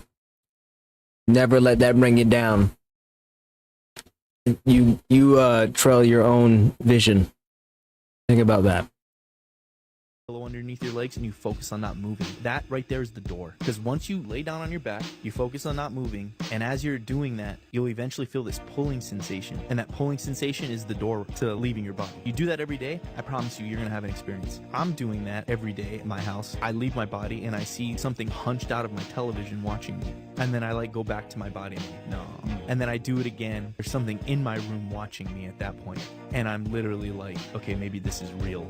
A viewer from Georgia submitted his trail cam footage, and it appears it's just a bear looking in a trail cam. Or is it?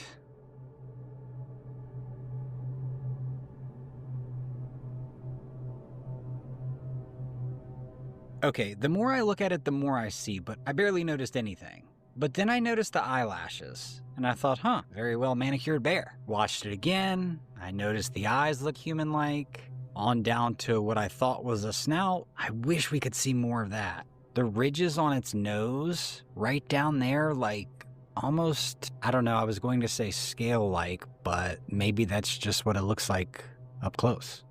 The longer I look at it, the longer I can tell it's not a bear. But what is it? The guy that sent it in doesn't know. He wants us to figure it out. He did say in the mountainous part of Georgia that he lives that there is talk of Bigfoot.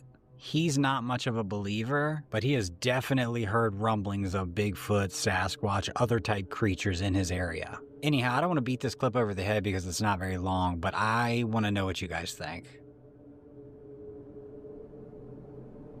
I mean, all the clips of Bigfoot that I have on my channel, I definitely haven't seen any Bigfoot that looks like that. It looks more kind of like a cat type thing, but the eyes didn't look like a cat's. Or do you think it's just some really strong CGI? Let me know down in the comments. The moon was formed when a giant object the size of Mars crashed into Earth. And NASA just released the highest resolution simulation ever done on the moon's origin or other giant impacts. So here's what it might have looked like in the hours after the impact.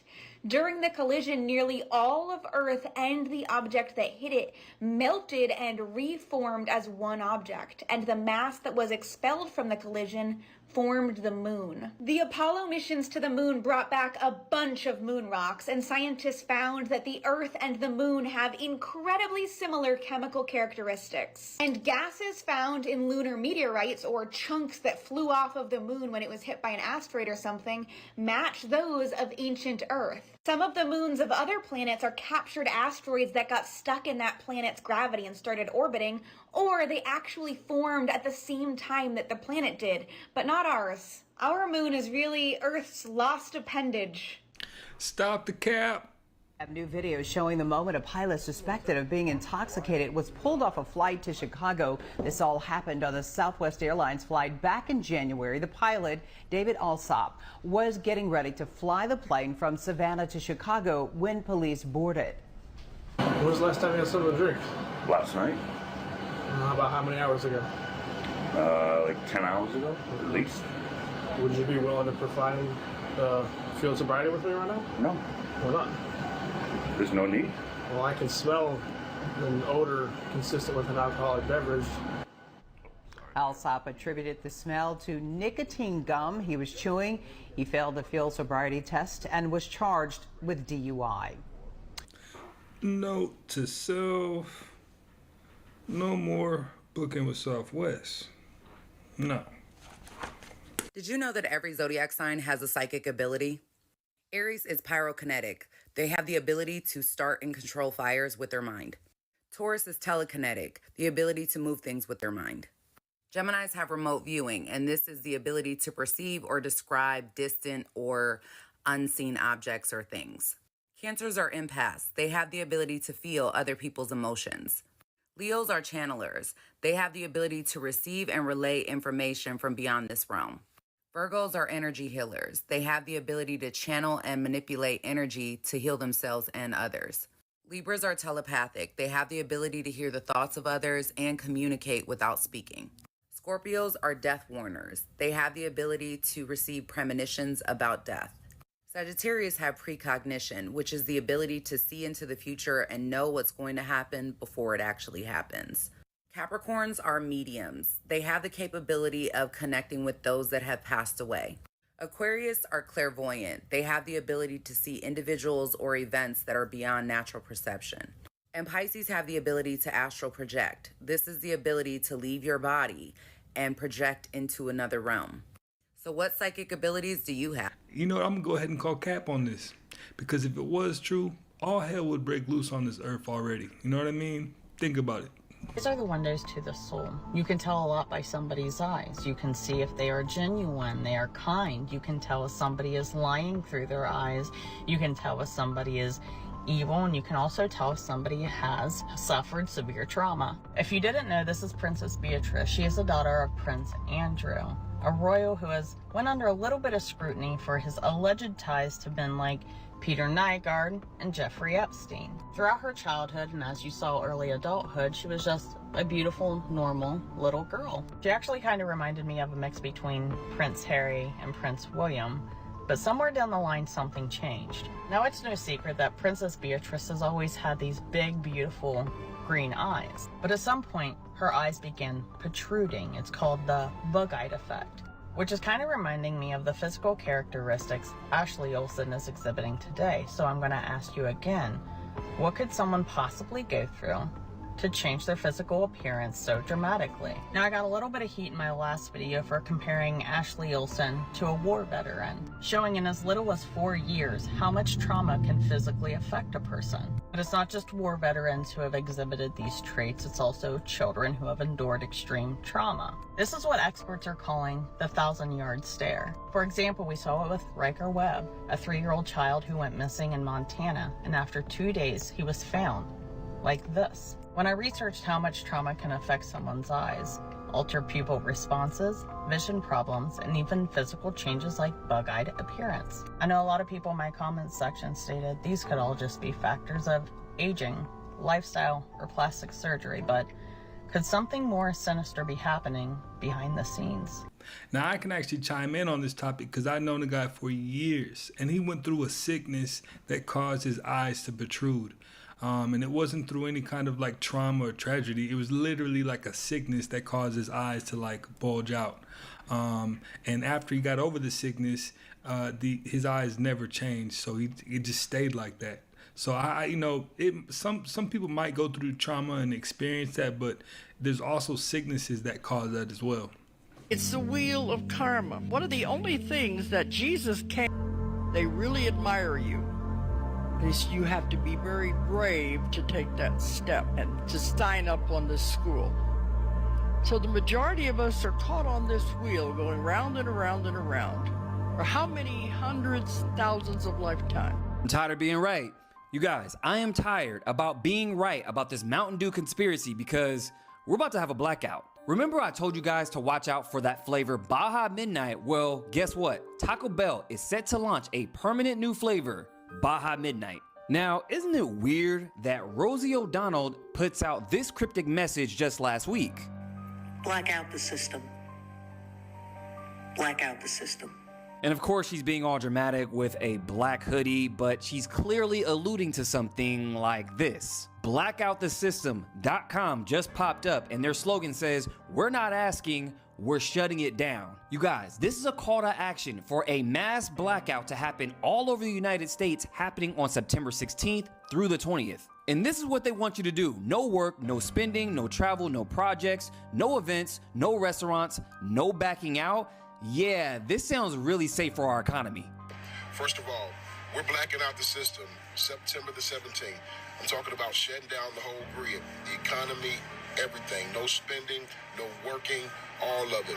And we have created a Discord to ensure that shutting down the grid. You guys, never in a million years I would expect it that a blackout will be self-inflicted by its own citizens. Do they not know what kind of chaos ensues from this? I mean, have we not all seen The Purge? I mean, what if even cops participate in this? So we just have a lawless land across 50 states. Got it. Not only that, 28 countries around the world are supporting this. Of course they would, because some of those people could be our enemies and they want a shutdown to happen. So I guess it's just a coincidence. While all this is going on, Mountain Dew releases Baja Midnight as a permanent new flavor, a new flavor that they've had in 20 years. I'm 30-0 at this point. Make sure you guys get my survival guide, link in bio, but what do you guys think about all this? Let me know below. Now, a blackout in America sounds pretty dangerous, especially if there's no police presence around. It sounds like there might be some sleeper cells that might be waking up and taking advantage.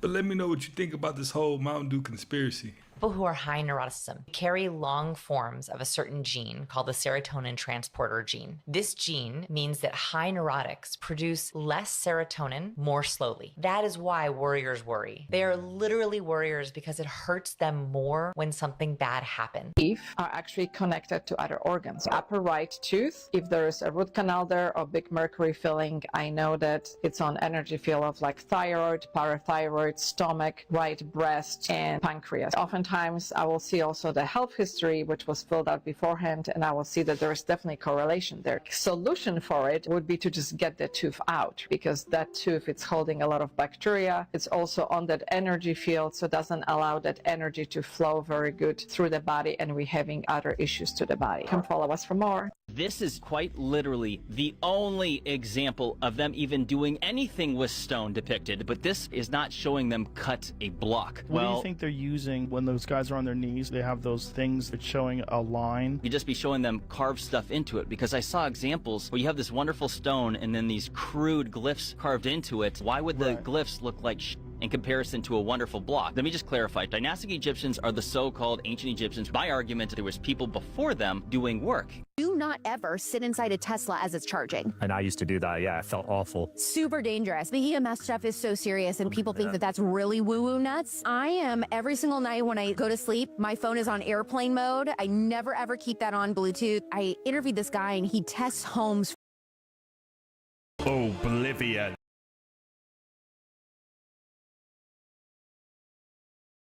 My argument, there was people before them doing work. Do not ever sit inside a Tesla as it's charging. And I used to do that. Yeah, it felt awful. Super dangerous. The EMS stuff is so serious, and people think that that's really woo-woo nuts. I am every single night when I go to sleep, my phone is on airplane mode. I never ever keep that on Bluetooth. I interviewed this guy, and he tests homes for a living. His company is called Test My Home. You spend a couple $1,000s. He goes through, checks your air quality, how many toxic chemicals are in your home. He checks for mold. He has a fascinating mind on all this, and he said that this one family that he was checking their house, they could not figure out why their daughter was deeply sick, couldn't sleep at night, had no idea what was going on. Come to find out, her headboard was on the other side of the wall that was connected to the Bluetooth washer and dryer. They disabled the Bluetooth on the washer and dryer, then she was sleeping through the night like that. Damn. Some people are not that affected by EMS. Some people are highly sensitive. When I'm on a long flight and my phone's in my hand for the entire flight, I can start feeling a buzzing sensation in my hand, and I start feeling kind of sick and stuff, and I have to like put my phone away and not hold it for a minute. I think sometimes if we really pay attention, we can start feeling the EMFs really affect us. That can significantly impact your sleep and anxiety levels. I personally feel like it inside of Teslas. I refuse to own a Tesla.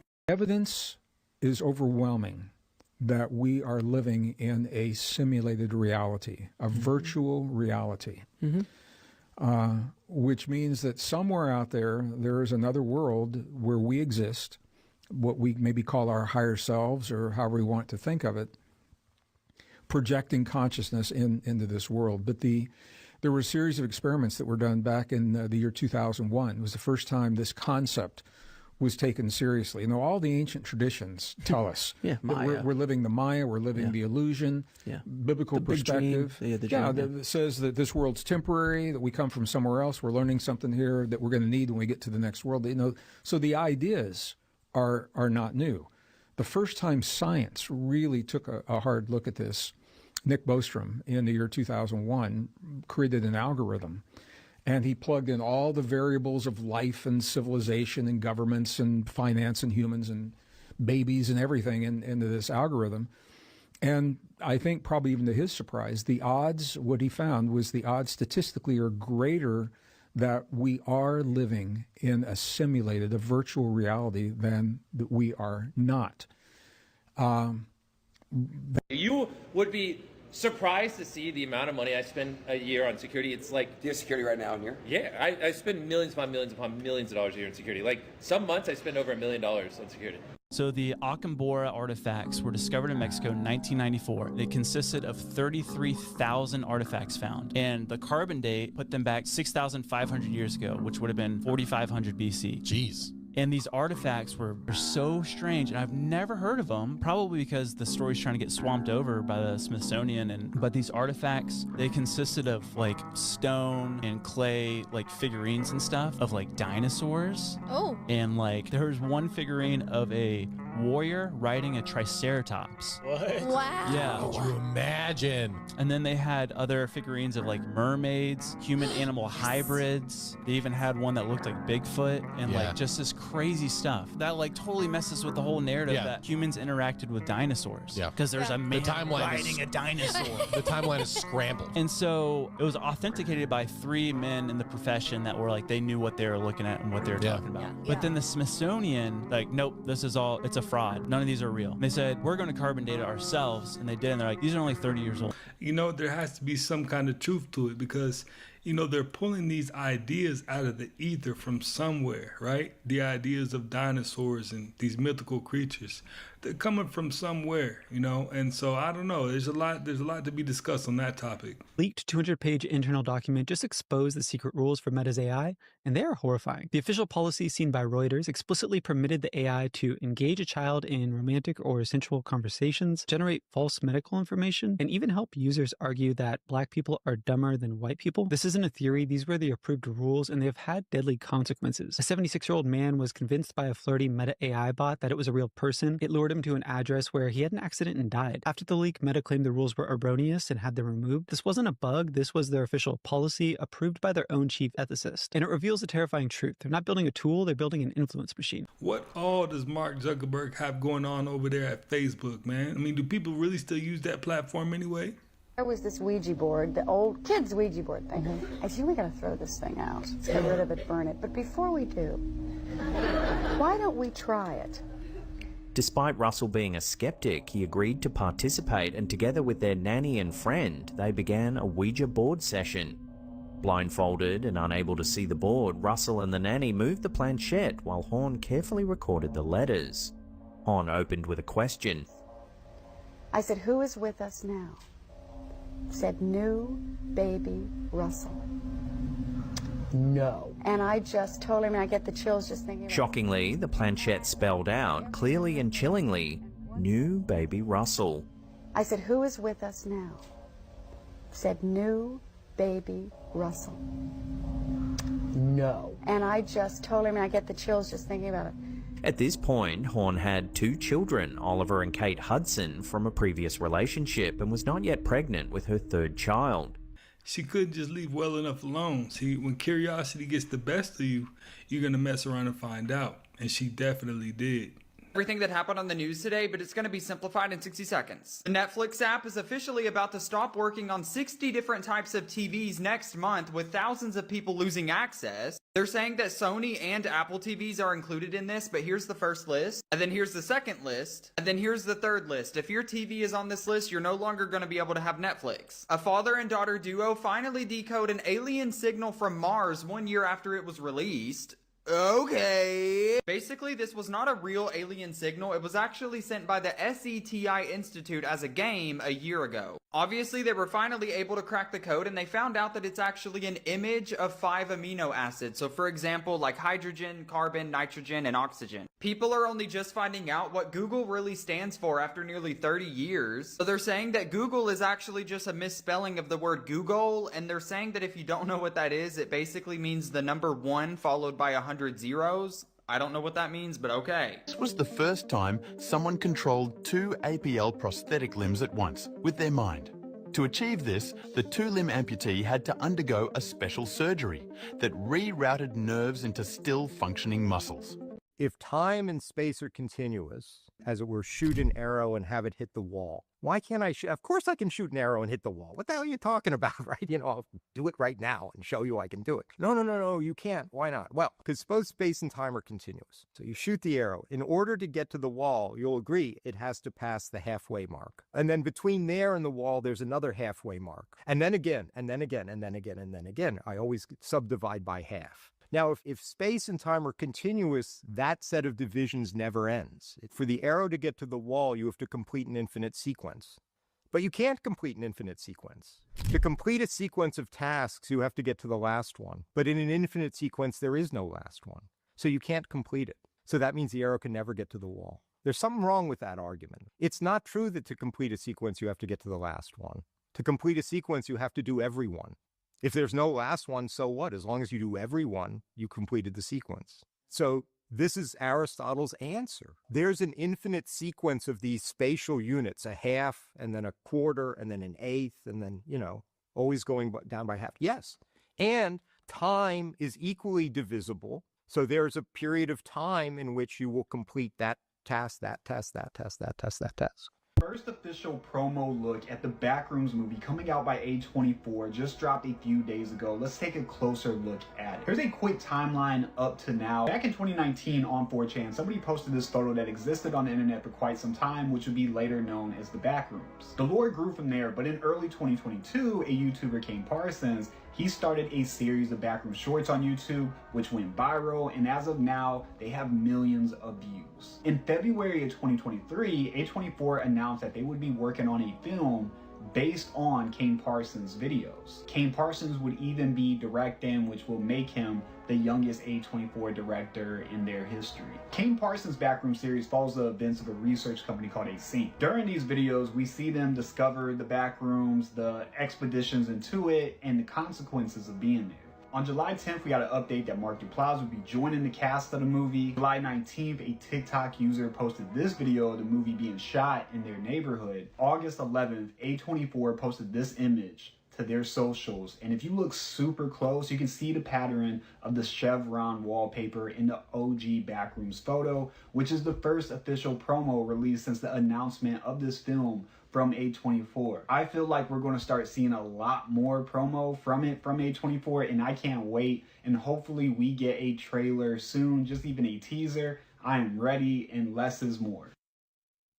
Apparently not even monks can be trusted anymore after police in Thailand busted at least 9 monks, some in senior positions, after they stole millions of dollars from their Buddhist temple. What was the money for, you ask? It was hush money being paid to a woman they were all sleeping with. The report said that an abbot had left the monkhood after being caught sleeping with a woman, which of course they're prohibited from doing. So police learned that a woman in her mid-30s, who they're referring to as Miss Golf, had slept with this monk and then demanded money from him. Well, they start digging into Miss Golf a little more and find out that she had 80,000 photos and videos of her sleeping with at least 9 other monks. Over the last 3 years, she had extorted $11 million from these celibate monks. The woman was arrested for extortion, receiving stolen property, and money laundering, but as far as I can tell, the monks, weren't arrested for stealing the money from their temple. Apparently, this is a massive issue in Thailand right now. I guess in 2022,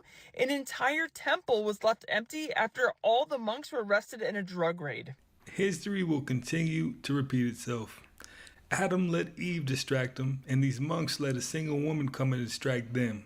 It's crazy. This never happened, and I can guarantee you've not seen this before. The movie Home Alone, millions of people swear that this one scene happened. There's a scene where Marv and Harry are driving past a church and looking in. Marv then says, "This place gives me the creeps, we all remember that." But it never happened. Millions, and I mean genuinely millions of people remember a movie called Shazam. Not the popular superhero movie that came out recently. I'm talking about an OG movie from the 80s called Shazam that featured Sinbad. But of course, again, this movie never existed. The most famous one, you've probably all seen, the emojis that didn't exist. Lots of people claiming that the robber emoji existed, but it never did, even though some people still claim that they actually do have it on their phone.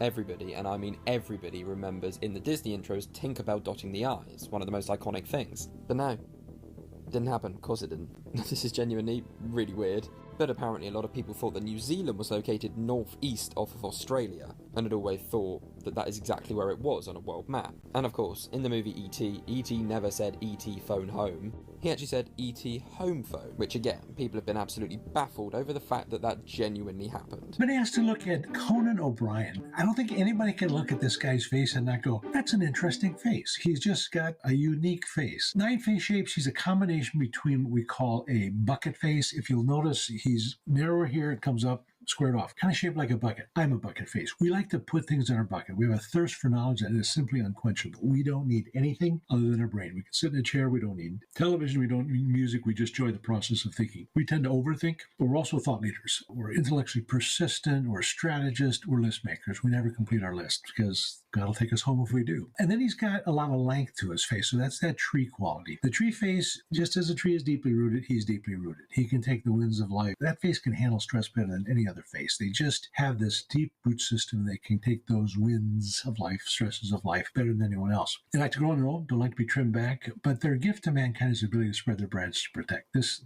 I wish all children had a tree face parent in their life because they're so good at protecting. So let's talk about him in a little more in-depth way. We're going to look at the right and left eye. The right eye is what we show to the world. It's our public persona. It's our mother's influence. The left is our true inner private self. So when we cover up the left eye and just look at that right eye, this guy's very focused. He's very intentional. Not intense, but intentional. The left eye, he's wary. He's just not as trusting as he would probably like to be. He's probably been burnt a number of times. I know he got kind of burnt in his television show at some point. I don't remember all the details. I just read a book about Johnny Carson, and he was mentioned that he kind of got screwed over in that late night talk show kind of world. His ears are very flat to the side of his head. Sounds bother us, and sounds bother this guy. But we're also good listeners. We can hear multiple conversations at one time in restaurants where there's a lot of noise because there's a person in front of us talking, but this person's going on vacation, this person changed job, this person's having an affair, and this person in front of me is talking. So it's sometimes a little difficult. He suffers from that same thing. I don't think he's quite as aggressive as mine. Forehead, you can't look at this guy and go, that's a big forehead. So the basic tenet in face reading is more, less is less. So if there's more of a forehead, what's behind the forehead? Well, the brain.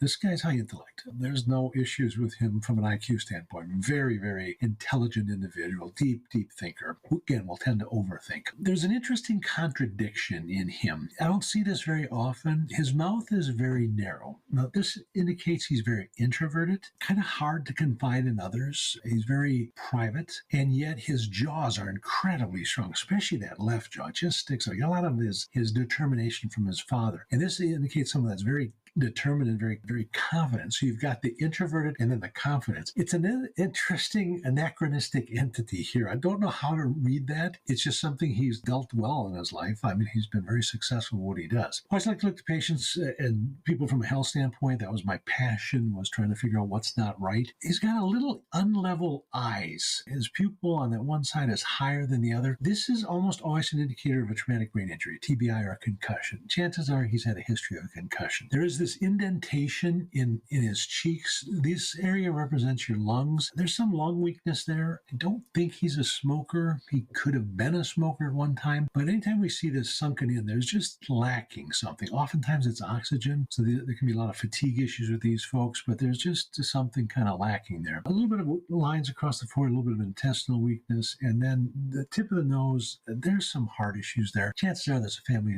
history of heart. So that's Conan O'Brien. Interesting face. Again, you can't look at it and go, that's an interesting face. Hope you enjoy. Now you can tell that guy's extremely good at what he does, because if you've ever watched Conan O'Brien, a lot of those characteristic traits definitely spot on. Intuition test. You're going to tell me what color crystal I have in my hand. What is your first thought?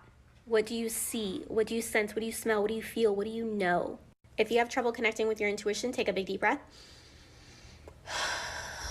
Close your eyes and imagine that you have a light dimmer in front of you. And this light dimmer, you can turn it to the right to turn it on, or turn it to the left to turn it off. And this is your intuition. So turn it up to the right and turn on your intuition. Okay, turn on your intuitive abilities. And we're gonna sit here for a minute, and don't worry, I'm gonna tell you what color it is at the end of this video. So it's 4:44 as I record this. Hello. What color is my crystal? Ready? We're gonna find out now. Green. Did you get it right? For once, I got it right. Green. Okay. For once, I got it. If you got it right, let me know down in the comments, man. I'm actually happy I got it right. Hey. Well, you guys, hey, that's another one in the books, man. I appreciate you guys for stopping by.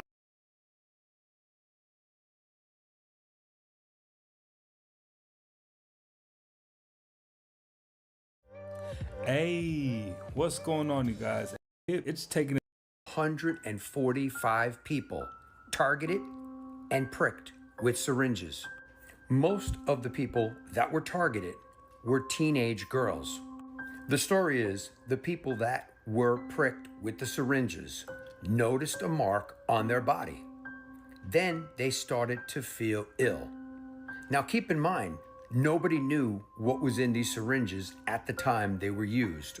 And it's being reported that 12 out of the over 145 people that were pricked with syringes are being detained. Ask yourself that question. What are they being detained for? So please keep this in mind the next time you're looking to go out. There are a lot of crazy people out there that are looking to do harm and hurt others for no reason whatsoever. Mind you, there was over 1,000 people at this festival, and usually this may kick off a copycat. So please head on a swivel. Just be mindful, be careful. Let me know your thoughts in the comments, and as always, I'd love to hear from you. Everybody definitely needs to be safe out there, man. There's tons of videos that cannot be shown on YouTube that would give you plenty of reason to really keep your head on the swivel. So yeah, man, be safe out there. This little machine shows how random chaos creates perfect patterns and why the world isn't as unpredictable as you think. When I flip it, watch closely. This is a Galton board, and every ball bounces randomly, left or right. Total chaos. But the outcome is anything but random. Boom, the bell curve. It shows up everywhere. Stock market returns, casino odds, test scores, human genetics. Because while each bounce of the balls is random, the pattern is guaranteed every time. This is how the world works. Randomness, repeated enough times, becomes predictable. Like me, showing up in your feed. Every single time. You might be wondering how this works. Each ball hits a series of pegs and it randomly bounces left or right, like flipping a coin over and over. Most of the balls end up in the middle because there are more ways to get there. That's why it makes this curve. It seems like magic, but it's actually just math. So in the end, randomness isn't a choice. It's just a pattern waiting to happen. Still don't think it's random? Watch it again.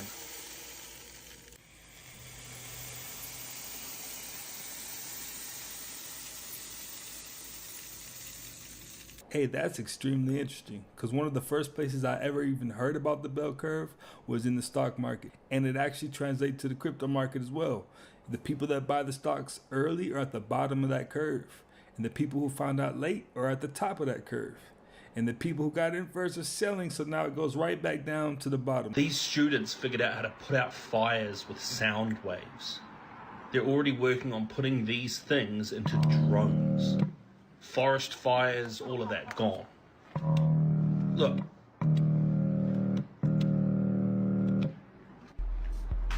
We're going to view water putting out fires as barbaric. This is the arapaima, one of the strongest and deadliest fish in the world. Its skin is so tough, not even an alligator's teeth can pierce it. And when struck with a knife, it can throw off sparks like metal. That's why its scales are studied for bulletproof armor and even used in luxury fashion. This fish is also known for its explosive power. The arapaima strikes with the speed and force of lightning when it hunts. Back, I'm talking to Chris Rock. Chris, thanks again for...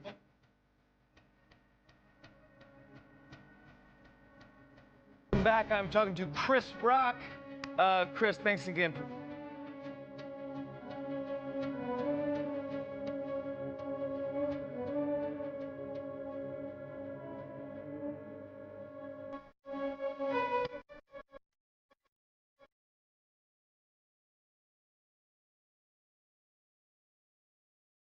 I'm hoping that was some kind of camera glitch or some kind of like light flare or something like that, because I cannot see Chris Rock being a lizard person. Well, this story came out today and didn't get very much attention, but I want to make everybody aware of this. So hackers have successfully breached a control system of a Norwegian hydroelectric dam and remotely forced a valve wide open, releasing water at full capacity. This wasn't a test. This was a real-world cyber attack on critical infrastructure with potentially catastrophic consequences.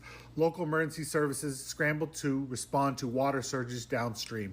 No casualties have been reported. In addition, there was no damage, and luckily the water flow was very limited. But investigators confirmed this was a deliberate cyber intrusion. The attackers bypassed multiple layers of security to seize operational control of physical equipment. This attack exposes a terrifying truth. Many industrial control systems are still vulnerable, online, and dangerously unsecured. If hackers can weaponize a dam, what stops them from targeting power grids, pipelines, or nuclear systems next? This is cyber warfare in real time. The question is no longer if they will hit us, it's when, and are we ready? All right, this is going to sound insane at first, but stay with me. There's a real government weapon called the V2K Voice to Skull. It's military tech that can literally beam voices into your head. No phone, no speaker, just thoughts that ain't yours. And listen, it is not sci-fi. The patent is real. Look up patent number 6470214. Look that up for yourself. You ever hear that high-pitched ringing in your ear? That random thought that don't feel like yours? That could be synthetic telepathy, okay? This was tested during the Gulf War. They used it to send messages into the enemy minds like, lay down your weapons, God is speaking to you. And it worked. They dropped their weapons. Now, imagine that kind of tech in the hands of the wrong people. You think all of those mass shooters are just crazy? Or did someone plant the idea? And the scary part, they don't even need to microchip you. You carry the transmitter in your pocket your phone, your AirPods, your smart TV. You know, people talk about spiritual warfare, but sometimes it's literally frequencies in your skull. You got to start protecting your mind the way that you protect your home. Because now thoughts are not even private anymore. And I got a whole video talking about the whole voice of God weapon, right? So, and this was back in the day. I can imagine now the upgrades and updates that they've done. It's easy to get creeped out thinking about what they could use it for or what they might do. School called. They said he's not getting good grades. His dad gave him like a test or something like that, and he failed the test. Beat him till his head was ringing. He went down, and then a voice came to him and was like, go get your school book, go to sleep on that. And then he did that, and when he woke up in the morning, he had the full knowledge of all the book, and that's how he would study for tests and stuff like that. Stop the cap! UK, you pay taxes for watching TV. Most people are aware that you have to pay TV license in the UK. Even if you don't have a TV, but you use BBC iPlayer on a device, you still have to pay a TV license. A TV license costs £174.50 for a year per household. So even when you're trying to enjoy yourself and relax, you are still being taxed. You've seen art, but not like this. This artist draws portraits you can't even recognize until you look from the right angle. At first glance, it's just a mess of swirls and scribbles, but once you place a metal cylinder in the center, an insanely detailed face appears. He's mastered the art of anamorphic illusion, a technique where distorted drawings only reveal their true image through reflection, and he happens to use a metal cylinder as his mirror. His art feels like his pen speaks a secret language, and the mirror is the only translator. Scribbles become sorcery, chaos becomes clarity, and suddenly, the mirror reveals a hidden masterpiece, placing you face to face with someone you might actually know. So now that you've seen the illusion, do you recognize any of the people he drew? Hey, now that's some real talent. I'm gonna go ahead and give him his props right now. One of those drawings actually looked like Bob Dylan to me, but I don't know. What'd you see? What if I told you they genuinely aren't? None of you are seeing the world, and this is scientifically proven. If you don't want to freak the hell out after watching this, just keep scrolling. On the electromagnetic spectrum, our eyes can only see visible light, which is this tiny bit here, 0.0035% of the whole spectrum. So we are blind to over 99% of what is actually going on in the world, and this is a fact.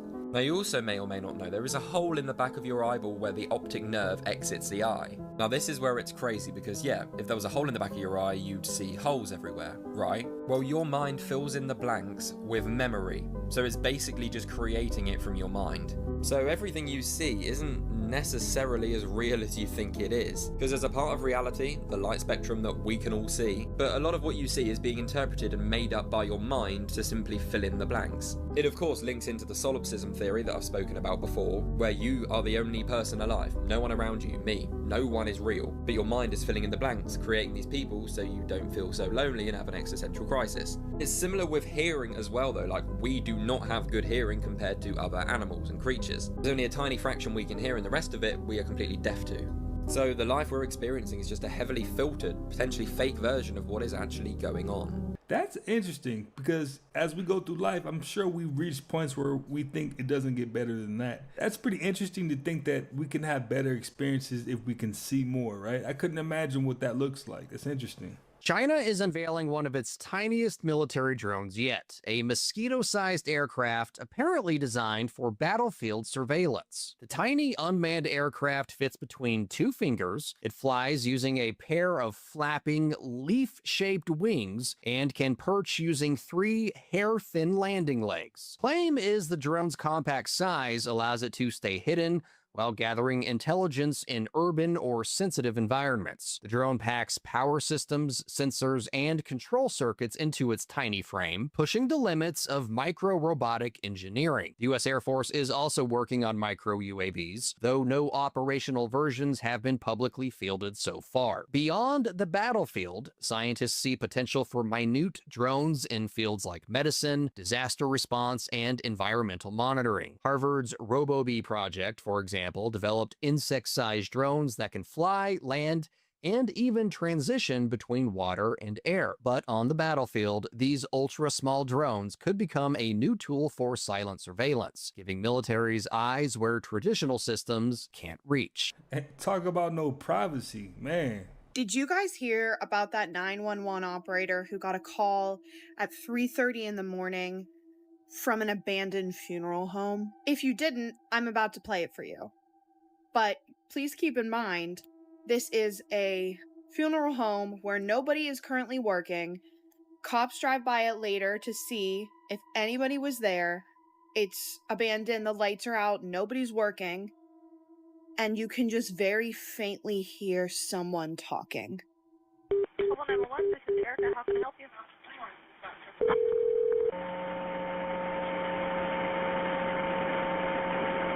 Hello? Hello?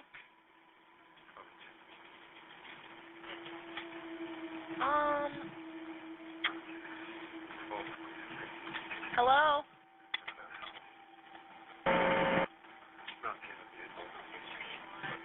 Another day, another fishing into somebody's wall. Let's get rid of some of this. What is this?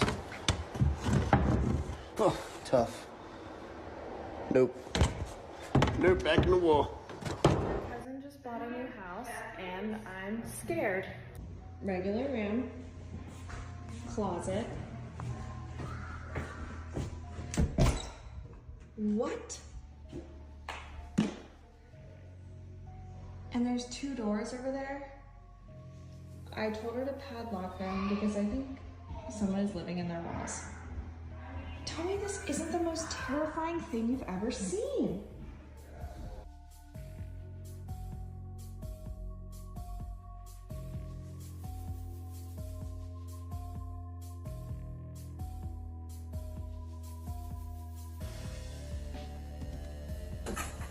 Unless it's like I would sign my way for. What the fuck was that? Oh. Boss, I can't. Okay, so we're up in the crawl space now. Sorry, it's really tight getting back here. And I see this hole. And I decide to look inside to see what's in here, right?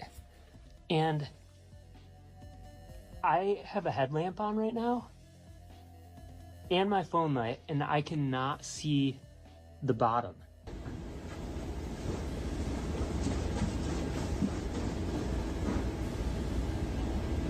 Hello?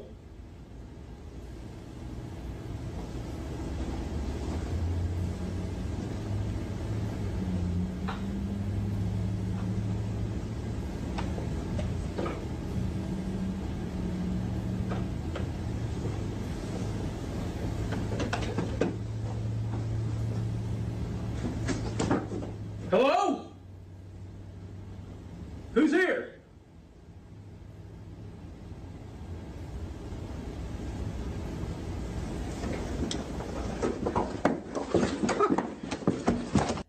If you have an iPhone, you need to change these 2 settings right now. Hackers have found a way to access your information through these 2 settings, and unfortunately, they're on by default, and they know it. Tap on Settings. From here, tap on Wi-Fi, and I want you to scroll down right here, Ask to Join Networks.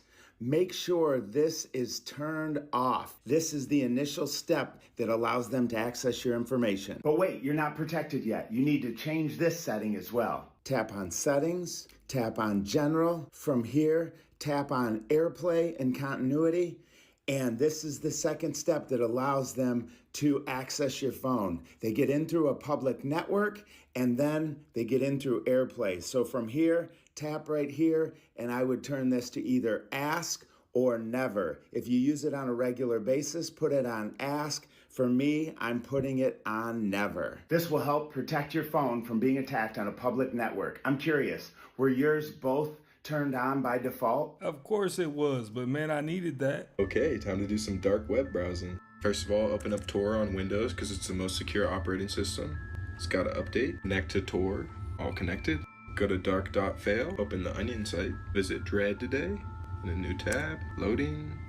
Now just wait, oh no, I'm getting redirected. FBI.gov? Why would it bring me to, oh no.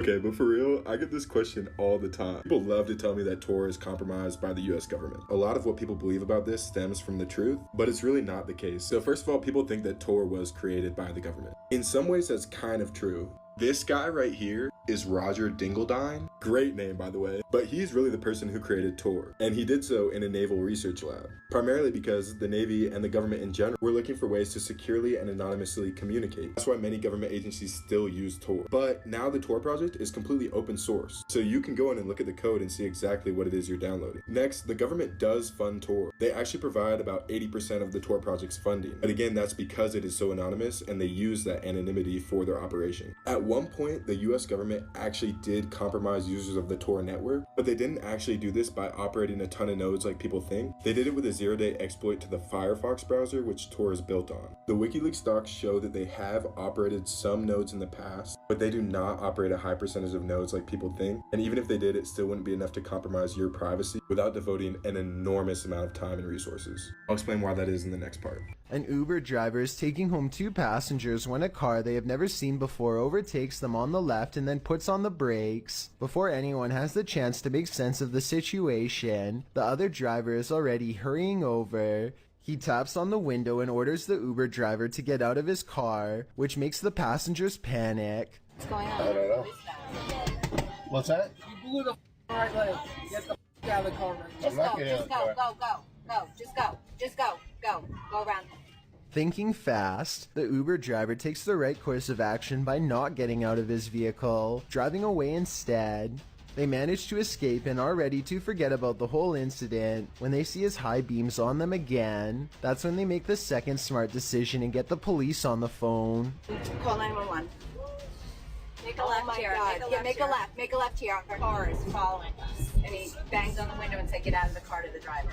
Eventually, they get pulled over and explain everything to an officer, who proceeds to speed away after dispatching a description of the vehicle to all other units.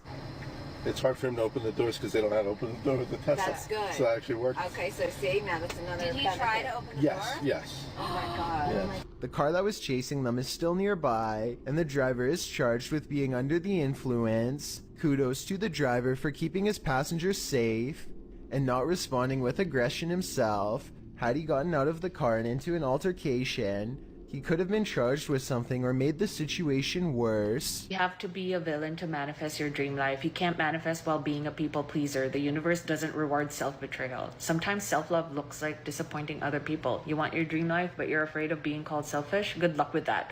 The version of you who gets what they want doesn't beg for approval. They release it. You can't stay likable and step into your highest self. Pick one. The good person isn't the one who gets the soft life. The confident, boundaried version of you does. Who said that? Who said that? I don't know about you, but I've never seen people pleasing sustain happiness. 3 sisters, one famous last name. But who's the richest Olsen? Elizabeth Olsen, the youngest, chose the big screen. As Marvel's Scarlet Witch, she's cast serious spells at the box office, earning her a cool $11 million so far. At the top, Mary-Kate and Ashley ruled the 90s movies, merch, and full media domination. But they left Hollywood for high fashion, and their luxury brand The Row made them moguls. Together, they're worth $500 million.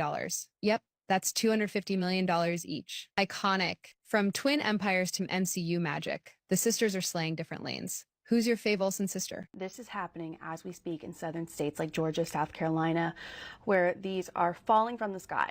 Here is another example. People are saying that they are feeling their houses shake and hearing booms outside. It's right there. Now I looked it up, and from July to August, there is supposed to be this meteor shower event going on, with it heightened on July 30th. I also read that it's most likely a bolide, which is very bright and explodes, which matches up with what we're seeing. That is what happened in 2013 in Russia. 1,600 people were injured, but no one passed away. If you go on FB, you can see thousands of people in multiple states, even Alabama, saying that their houses are shaking for multiple minutes. They're hearing explosions. They're seeing this come down from the sky. People are rightly afraid, especially with everything going on overseas. And, you know, you just never know when everything could change. But unless this super gigantic one made it past everyone monitoring our space, I think we're going to be okay. Also, if this was aliens, they have chosen like the worst places to invade. And I say that as someone who lives in the South. So anyway, hopefully there's no reason to be worried and that we can just go on about our day.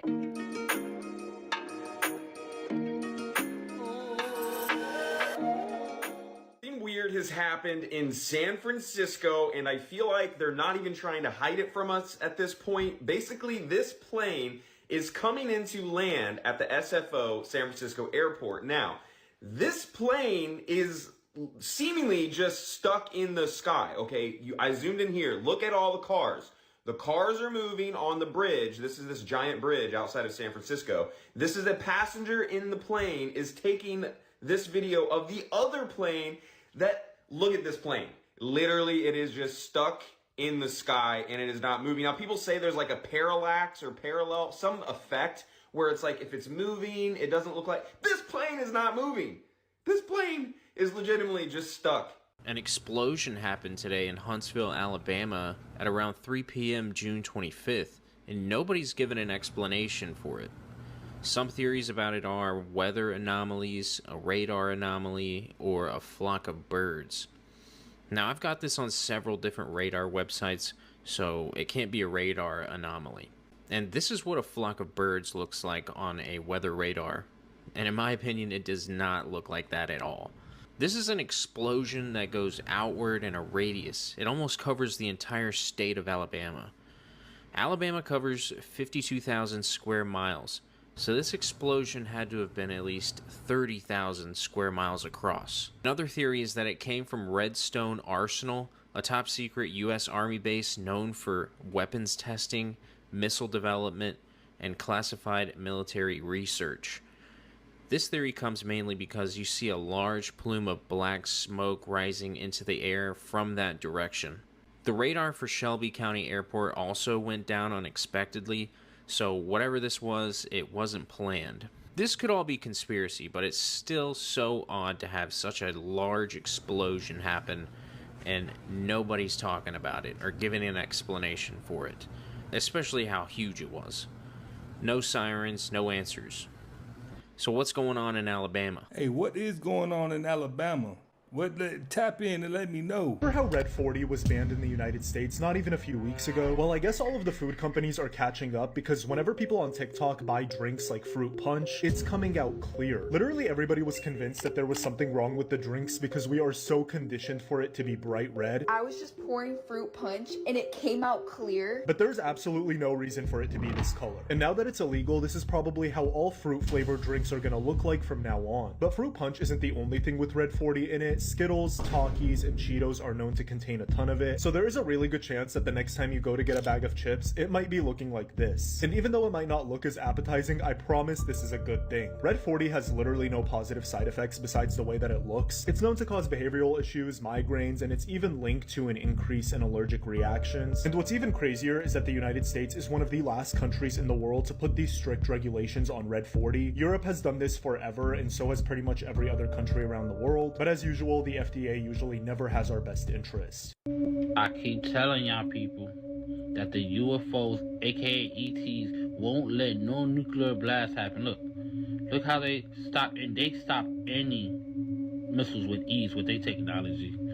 Don't get it confused. The aliens won't let no nuclear blast happen. They're watching, and they always been watching. As a ufologist, you better keep looking. They watching every day. I think he might have been capping. I don't know. But if you know something I don't, definitely let me know. There's something above our sun. Look. Okay, so I'm gonna record the sun coming out from behind this cloud. Just look. I thought it was a cloud above the sun, but it's not a cloud above the sun. So we have our normal lens flare right here, this little green dot that's moving, but then there's something sitting right above the sun. You guys can say that this is a lens flare, but earlier on in the video I showed that the lens flare was moving around. A lens flare is just a reflection of what's above, by the way. What is that?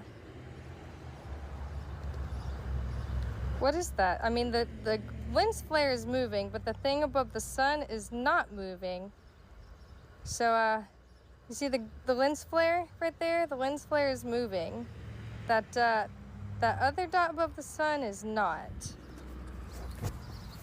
I don't know what it is. You guys say it's a lens flare, I say it's Nibiru. You say tomato, I say tomato. Hey, don't freak out, you guys, but there's a UFO hovering above Toronto. And it's just hovering there. It hasn't moved an inch. Where is it? Oh, I gotta move the camera. Not like, why can't I find it? Right up there, right up there. Oh my god, look, it's triangular in shape. What is it? Oh my god, I don't know. I'm scared. Oh my god. What the hell is it? What is it, you guys? Are we being visited? Are we being visited by the UFOs? Hey, Vancouver, you guys are chill. You guys are chill. You see him in the sky, but it's nothing. Hey, I like that. I'm guessing South Carolina news is trying to keep this Myrtle Beach shit quiet for a reason. But if you don't know, South Carolina residents were on Myrtle Beach and they saw a submarine. And this submarine that they saw had everybody on Myrtle Beach scared. So scared that they called the Coast Guard. So scared that they had people hovering over to see what was going on in the waters. And of course, nobody heard about this, right? Matter of fact, look at this shit. Look at this shit right here. Everybody's watching. The Coast Guard just showed up on the scene. Listen. And the Coast Guard, they got 2 people up on this balloon thing, and they are flying them over where the submarine was last spotted, seeing if they could get a bird's eye view on what's actually going down. The submarine. Now look at that shit right there. Lifeguards. You tell me what that is. PD has been working to get everybody. Tell me what that is. ASAP, because we're trying to figure out what's going on. Now the person that made that video said news stations are contacting him. Multiple people are contacting him, trying to buy his footage. And he said he thinks that they're trying to buy his footage so they can get rid of it, erase it, like it never happened. But if nothing never happened, why would they want to get rid of his footage? Look at how these people were running off the beach. Check this shit out. Look at this shit. Working to get out of here. And now we got people running. Guys, this is not looking good out here. Yeah. People are running to get off the beach now. So you know what happens next in situations like this, right? They try and silence the person that made the video. Y'all go to his page. You will definitely be able to find that in that search bar up there. Jump down that rabbit hole and see what I saw. I'm out. A few days ago, I posted a video with the guy showing like 3 different drones on Myrtle Beach. I thought it was cap, but apparently, there was something at Myrtle Beach. People definitely were getting on their way because I thought there were just people just ignoring it. But no, they were getting on their way. But if you have more details, definitely let me know, man. Put it in the comments. God told us not to eat from the forbidden tree of knowledge. He said it was like a fruit hanging from a tree with an abundance of knowledge that we could take from. Now we all have Apple iPhones and we hold them in our hand with the logo of a bitten apple on the back of it, literally giving us an abundance of knowledge from artificial intelligence. Everything comes full circle. I've been hearing about that thunder from New York from the morning time, and I went to the video to go listen to that thunder, and that does not sound like any thunder I've ever heard in my life. Search New York City thunder sound, and you'll hear what I'm talking about. Well, I looked the videos up. I found 2 different versions of the video from 2 different angles. Let's go ahead and take a look and see if he was exaggerating or if it sounds like there's something else going on.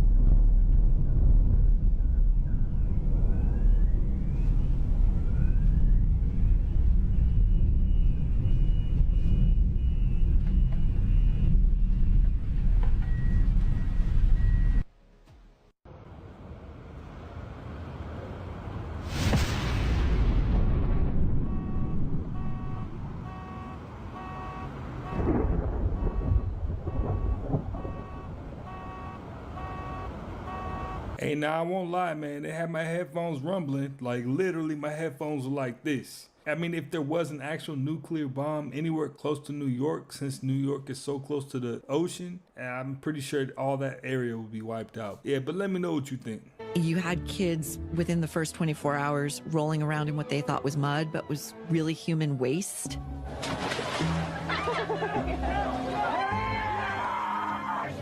That mud that these people were in, as far as I was concerned, based on what I saw, it was mud and shit. So I did see people covered in that. Thought that was pretty strange. Not a thing I would normally see That's where I come fucking from. nasty, bro. I don't judge, but I'm gonna have to do a hard pass on that.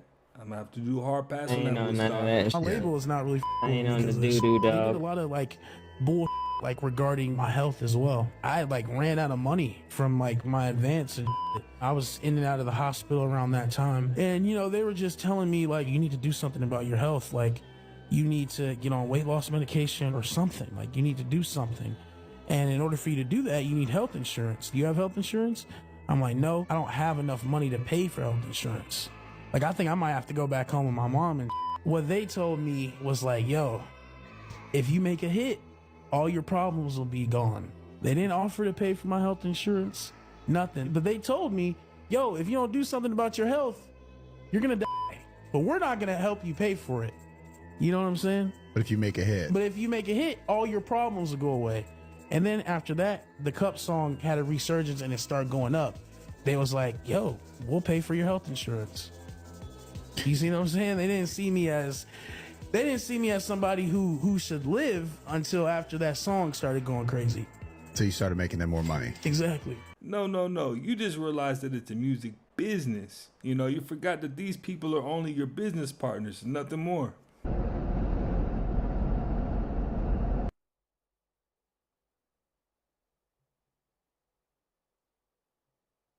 The mark of the beast is 666. They say it is witchcraft and it is a sign of the Antichrist. But it's been around for hundreds of years. Nikola Tesla, who was born in the 1850s, created a vortex math solution to basically create an abundance of inventions. So he created radio technology, remote controls. Everything that you do today is basically witchcraft. You watching this video right now is basically witchcraft. It would be none of this technology if there was no Nikola Tesla that had a solution, which was the rule of three, which is 666. It's an equation that basically adds up always to the rule of 3, 3, 6, 9. Keep going, add by 3, you will understand what I'm saying. So no matter what phone you have, what computer you have, any type of wireless device, any type of technology, period, you would be considered doing witchcraft if we're in biblical days. Accept it. Which is why AI is basically the Antichrist, because it is the end result of technology. Government was behind Throwback Thursday in order to get us to digitize and upload pictures that they would not have had access to improve age progression, facial recognition algorithms. I never heard of that, but I believe it. So you know when they would be like, oh, post a picture of you at this age, post a picture of you as a baby and how you look now, right? Or your spouse. Not to mention those filters that make you look like you can tell how you look like older. Yeah, exactly like you're saying, a catalog. Nikki was right about Rock Nation going bankrupt. My overhead $250 million a year. We needed $40 million just to stay alive. Leaked home surveillance footage from July of 2023. Founder of Rock Nation, Desiree Perez, confirmed everything Nicki Minaj was saying about the company possibly going bankrupt. I might not be here 6 months from now. Sink or swim. I should fucking done if I had to write you a check. About 1 year after this footage was recorded, these tweets were put out in the Twitterverse by Nicki. He initially said their bank accounts hate to see the Barbs and Nicki tour and Nicki Deluxe album coming, hunty, bankrupt tings, you're fired, paying the blogs, and if you look at the top, she says that's why they're going bankrupt now. Ooh. In this leaked home surveillance footage, you can hear Desiree speaking to her daughter about Rock Nation being sink or swim right after COVID had taken place. During the COVID stuff, when everything was shut down, my overhead $250 million. Claimed she had a $260 million overhead and needed a $40 million loan just to keep Rock Nation afloat during COVID. Claims that she reached out to a multi-millionaire in order to get that loan, but I don't think it was able to ever be secured. So she had to use cash flow in order to offset the debt. I said, I got this. And I played with cash flow. Obviously, she was successful in doing this, thing that she is still the co-founder of Rock Nation. Somebody actually had a press conference in front of 20,000 of their employees saying that they wish that people ran companies like she runs Rock Nation. The entire situation is also interesting because two things can definitely be true at once. Rock Nation definitely could have been going bankrupt in the past, obviously been confirmed by Desiree Perez. Nicki Minaj speculated back in 2024. It could be doing fine now in 2025, as we know they do have a couple of popular acts. And Desiree went on to say say how Rock Nation is a sink or swim type of environment, and I'm curious to know what you guys think regarding this. Let me know down in the comments, y'all. Peace. Appalachian Skinwalker is much different than the Navajo Skinwalker. Okay, the first difference is that a Navajo Skinwalker, right, is conjured up by a medicine man, whereas an Appalachian Skinwalker is conjured up by a witch in the Appalachia who uses black magic. The other big difference between the Appalachian Skinwalker versus the native Skinwalker is that the Appalachian Skinwalker tends to take the form of objects, and a lot of time almost just comes as an invisible force that calls out to people or follows them, or for instance, the Bell Witch, right? It wasn't a witch going after that family. It was a skinwalker that was conjured up to harm and, terrify that family. So I got a story for you. This is a true story now, and I'm going to show you a picture as well. So there's a man named Donald. Donald was an avid hunter and trapper. He lived near the North Carolina-Tennessee border up in the Appalachian Mountains. And one day, he's out hunting, and he's in the middle of the woods, and he set up, in this deer stand. And he'd been out there all day, and he's, had been hunting for the whole week, so he was getting tired. He falls asleep and dozes off. Well, when he awakes, it's now nighttime, and it's gotten dark.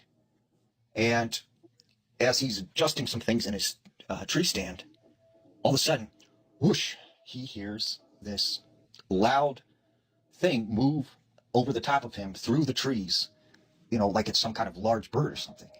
And he thinks it's odd because, he hasn't seen, birds that big in that area.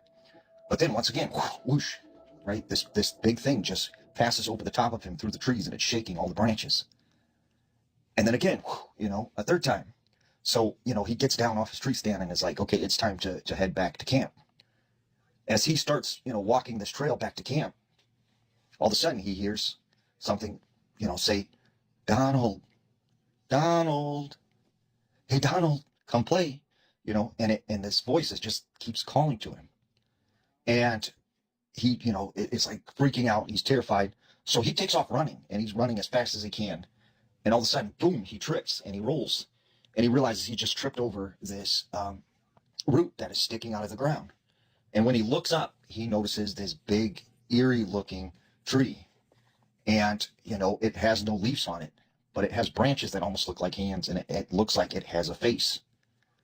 And this tree starts staring at him and opens its eyes, and he can see that this tree has taken some kind of physical, humanly form. And it starts reaching its branches down, and it grabs Donald, and it picks him up, and is shaking him and whipping him with the other branches. Well, Donald still manages to hold on to his rifle, and he just starts firing at the tree. And he manages to hit one of the branches that was holding his leg, and it basically breaks, and he falls to the ground. So he runs back to his cabin, and he gets inside, and he locks all the doors. And all night long, he can hear the tree lashing at the house, trying to get in. And the next morning, all is calm. But he notices outside, there's the tree. It is moved. It's next to the cabin. And he manages to take some pictures which actually show the face in the tree. And this is the picture that Donald took. Now our next clip is going to take a look at a guy that has a different approach to what the world's texture might be. He's not saying it's flat. He's not saying it's a globe. Well, let's go ahead and take a look and see what he's talking about. Earth is not flat, it is not round, it is a living, conscious, multi-dimensional being existing in multiple dimensions simultaneously. You see, it's all happening right here, right now, dimensions 1 through 15. So if your consciousness is stationed in dimensions 1 through 3, you're going to see Earth as a biosphere. If your consciousness is stationed in dimensions 4 through 6, you're going to see Earth as a carbon, crystalline, geometric being.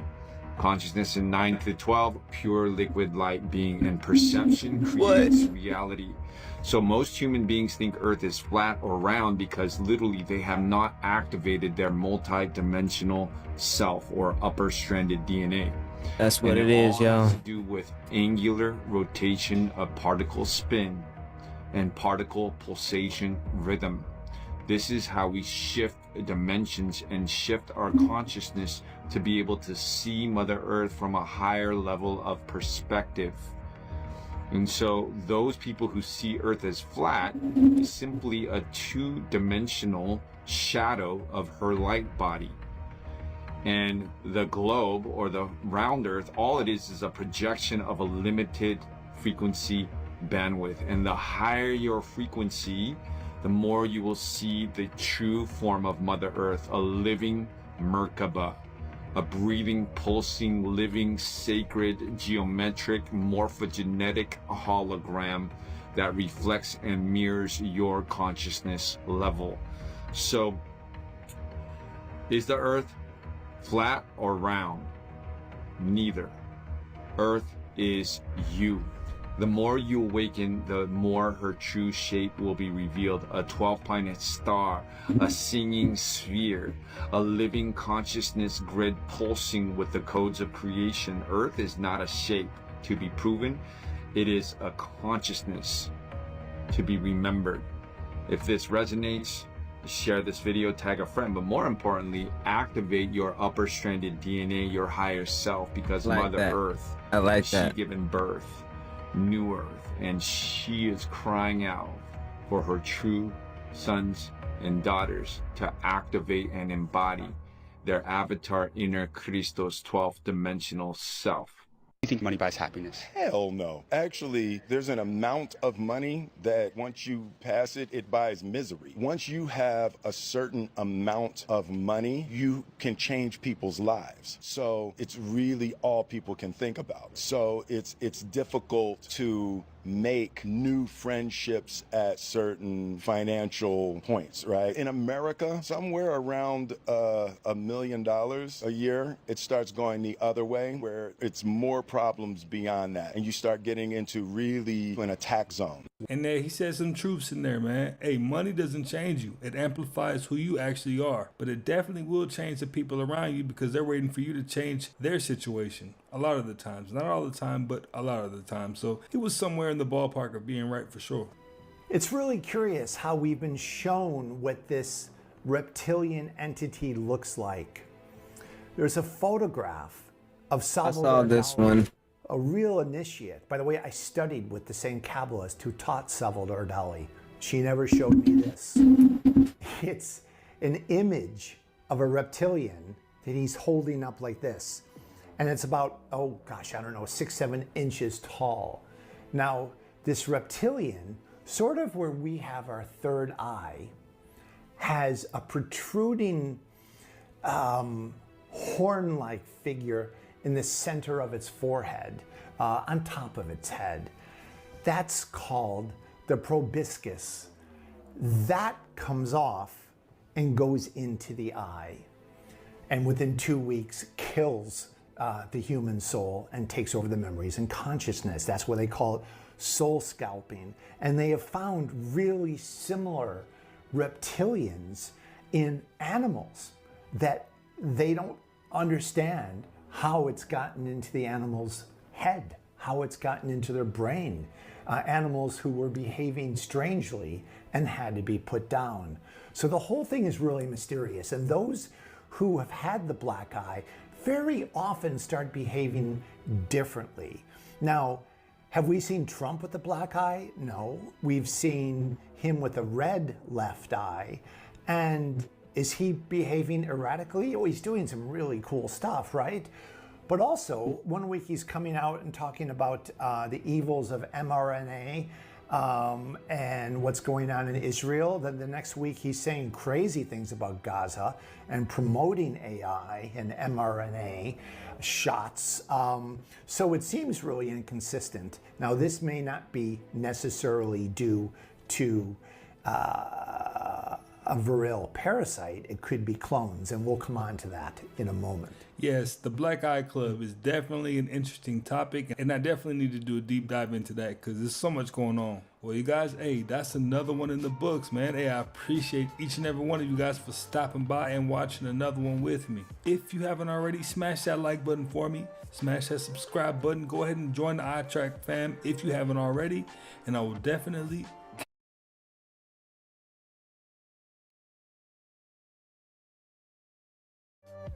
Hey, what's going on, you guys? Hey, welcome back to another episode of iTrack. Big shout out to every single person that has just tapped in, man. Hey, on today's episode, we're going to take a look at how the U.S. plans to handle the issue in the Middle East, and also take a look at a religion that is based around saving the world from nukes. Interesting, right? So we're taking a look at that along with a lot of other interesting clips. But before we do any of that, do make sure to smash that like button for me, hit that hype button, and smash that subscribe button if you're not a part of the iTrack fam, man. Let's go ahead and get right into it. Even if the U.S. pulls out of the Iran war in 2 or 3 weeks, that would be longer than President Trump's original timeline. I asked him what else has to happen between now and declaring victory. Trump said, quote, "Not much. We want to clean up some ends, but we have done our job."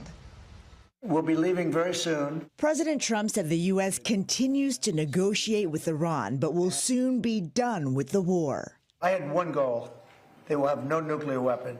And that goal has been attained. They will not have nuclear weapons, but we're finishing the job, and I think within maybe 2 weeks, maybe a couple of days.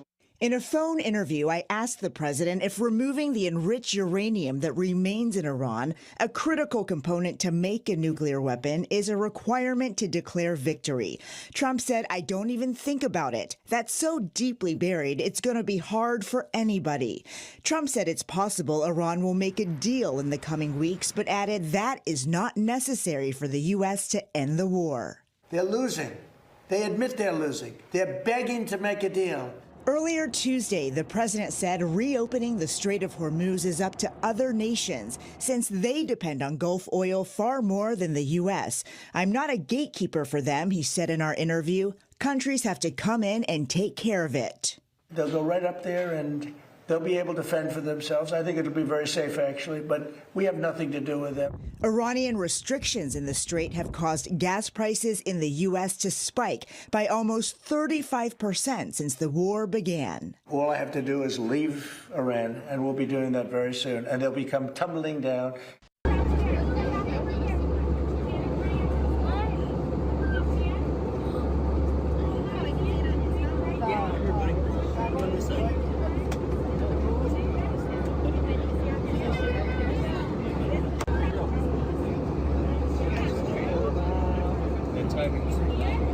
Crazy. I actually contemplated on live streaming that, but as you can tell, it's about as interesting as watching paint dry. During a blessing at St. Peter's Square in Rome, Pope Francis unexpectedly finds himself performing a public exorcism on a deeply troubled individual. The crowd is unaware of what is about to unfold, and even Pope Francis seems oblivious to the gravity of the moment. The man in the wheelchair is Angel, a 47-year-old Mexican father of 2, who claims to have been possessed by demons since 1999. Despite the efforts of 10 different exorcists, each attempting to rid him of his demons over 30 times, he remains tormented. As the Pope lays hands on him, the outcome is striking.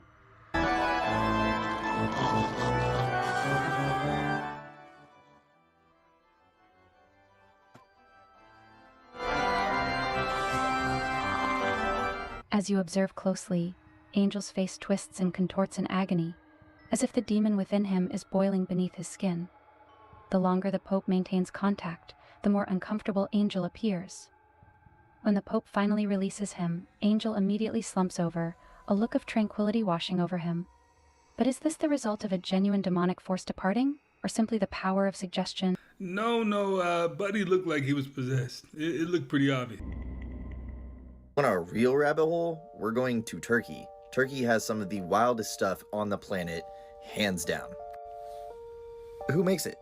Look at this. This is Eagle Castle. I'm probably butchering that name, but does that not look like a pillar to you? Like a giant pillar?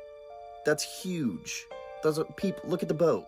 There's a rock-cut monastery that you can go inside, just like the one in Ethiopia. When you go inside this one, it's decorated head to toe like a cathedral. Turkey is ancient. We have megalithic architecture and rock-cut temples in Sorna, the city of oracles, and the ancient theater of Side rivals the Colosseum in Rome. It's insane.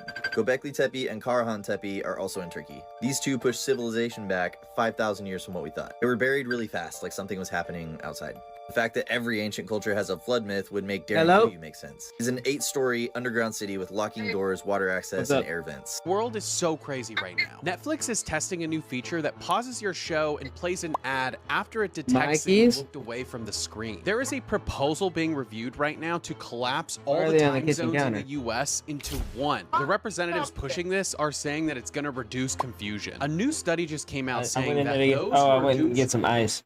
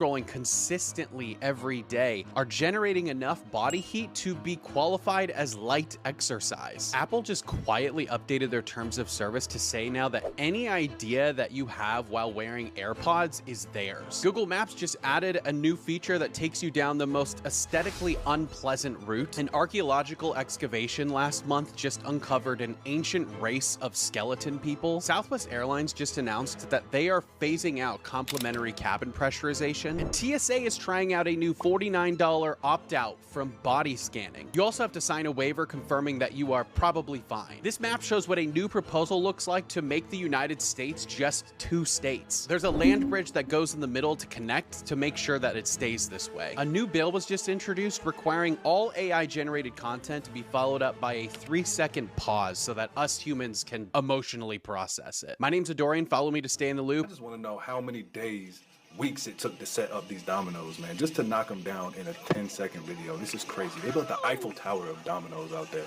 Let's watch this thing collapse, man. Let's see it. Wow. No lie, however long it took, worth it. Video of a meteorite falling on the moon has become a hit on social media, and this is an object lesson in astronomy.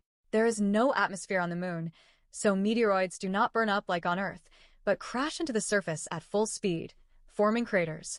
That's why the moon looks like a battlefield. Every blow leaves a mark. Since there's no atmosphere on the moon, they want to have people visit the moon. They want to have a whole civilization up there. It sounds like they have a lot of work ahead of them to even create the atmosphere, or even make it habitable for groups of people to be up there at one time. Forget the time iPhone sent out this message to every single person in Hawaii that said ballistic missile threat inbound to Hawaii, seek immediate shelter. This is not a drill. When it was in fact just a drill. And the worst part was that it took 40 minutes for the mistake to be corrected. And of all people, Jim Carrey happened to be on the island at the time and confirmed the story by saying he thought for almost an hour that he was gonna die. Apparently a worker was supposed to send a test message in their group chat, but accidentally sent it to the entire state, and obviously he was fired. Most people don't know How do you that send the a sun text is message to the hurtling entire through state? That don't space even make around a sense. supermassive black hole in a way that, if you think too hard about it, if we are just actively falling into a black hole at every single point in time. In physics, we call orbits like free fall, because technically we are just always falling all the way around. So like the International Space Station, it is technically just freely falling all the way around the Earth constantly.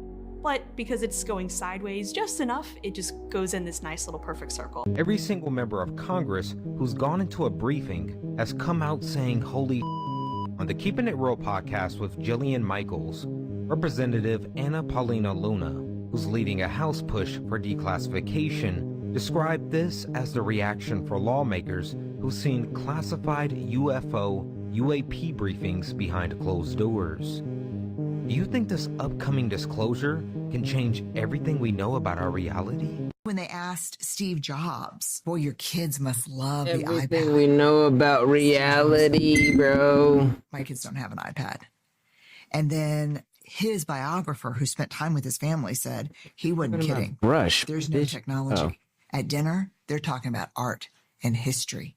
But yet and still, you want to feed the whole world this technology, huh? That's madness. Something big is happening between the US and Europe right now. Donald Trump is now threatening to leave NATO after multiple European allies refuse to get involved in the war. In fact, some are now actively pushing back. Italy just denied landing rights to US warplanes trying to arrive at one of their bases in Sicily. Spain have not only denied US access to their bases, but are now also denying overflight rights to any of their aircraft involved in attacks on Iran. France have now blocked certain American planes from crossing their airspace, which were carrying military equipment bound for Israel. And now, in retaliation, Israel announced that they are halting all weapon imports from France. Keir Starmer addressed the UK public today, stating emphatically, "This is not our war. We will not be drawn into the conflict. That is not in our national interest." NATO member Australia, their Prime Minister, also addressed the nation today, saying, "Australia is not an active participant in this war, but all Australians are paying higher prices because of it." And even China have got involved for the first meaningful time, calling for peace and even presenting a 5-point peace plan to try and end the war. But the response to all of this has been fierce. Trump has lashed out at US allies, saying you'll have to start learning how to fight for yourself. The USA will not be there to help you anymore, just like you weren't there for us. And then he told The Telegraph that he's now strongly considering pulling the United States out of NATO. And to give you an idea of what NATO would look like without the United States, not only did the US spend more than any other NATO country, but it spent more than all other NATO countries combined. He said that this decision was beyond reconsideration. He then scheduled a primetime address to the nation from the White House on April the 1st. So NATO and Europe are facing a dilemma. Either play nice with the US or fend for themselves without their support. What do you guys think is the right decision? Have you ever heard of the saying, damned if you do and damned if you don't?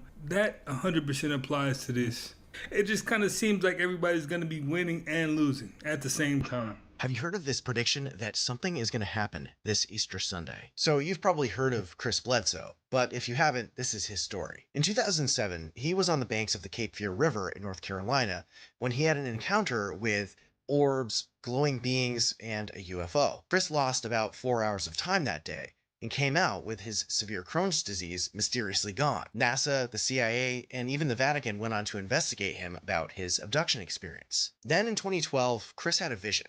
A being that he calls the Lady appeared to him and told him that on Easter Sunday 2026, something would happen. When the blue star Regulus in the constellation of Leo aligns with the Great Sphinx in Egypt, just before dawn and appears red, a new knowledge would come to the world. That aliens will reveal themselves and humanity will change forever. She also told him that this would happen in a time when Israel and Iran were exchanging missiles, and that when that happens, orbs will rise up out of the ocean to stop the conflict. Bledsoe told this to his contacts in the government almost 15 years ago.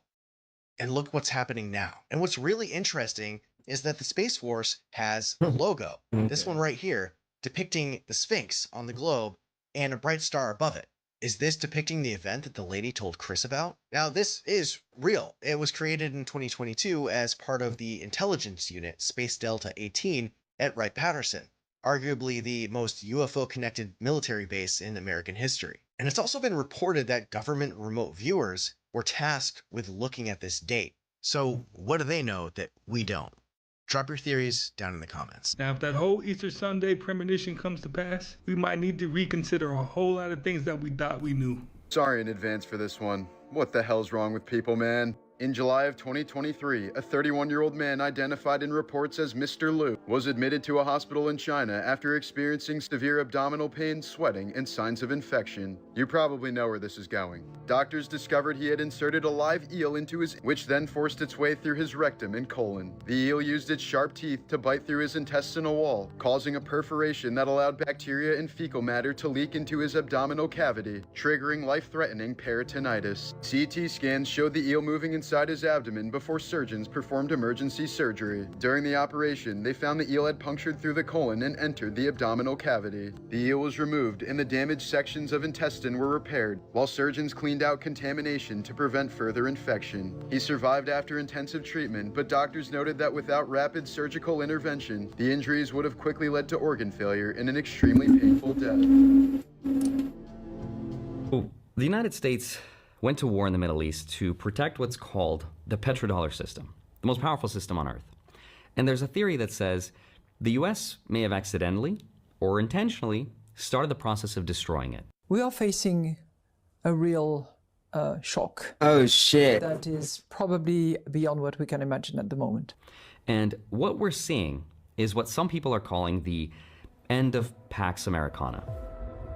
History in the future will look back at the year 2026 and mark it as the beginning of the end of Pax Americana. No matter how you define Pax Americana, They fuck it all up. I can't get high no more. Okay, so right now, there's 6 countries in the middle of this chess match over basically the thing that runs the entire world, which is energy. And depending on how the next few weeks play out, we could be looking at a couple different outcomes. And before I explain what they are, I just want to set the stage for what's happening. Because the reason all of this is pretty bad is because it's happening at the worst possible time. Because interest rates, for example, have been high for longer than most people have expected. And that's been breaking things in the economy. For example, there's a $9.4 trillion shadow banking system called private credit. Companies like Blackstone, Apollo, Blue Owl, all of which lent money to businesses and pension funds and everyday retirement accounts. And now investors want their money back and the system can't return it. Which is also why those private credit stocks, which are also some of the biggest financial institutions in the world, are collapsing in terms of their share price. Hey, there's nothing more creepy than the slow death of a society. BlackRock and a lot of other gigantic financial institutions don't want to give people their money back. This is very worrisome and definitely red flags.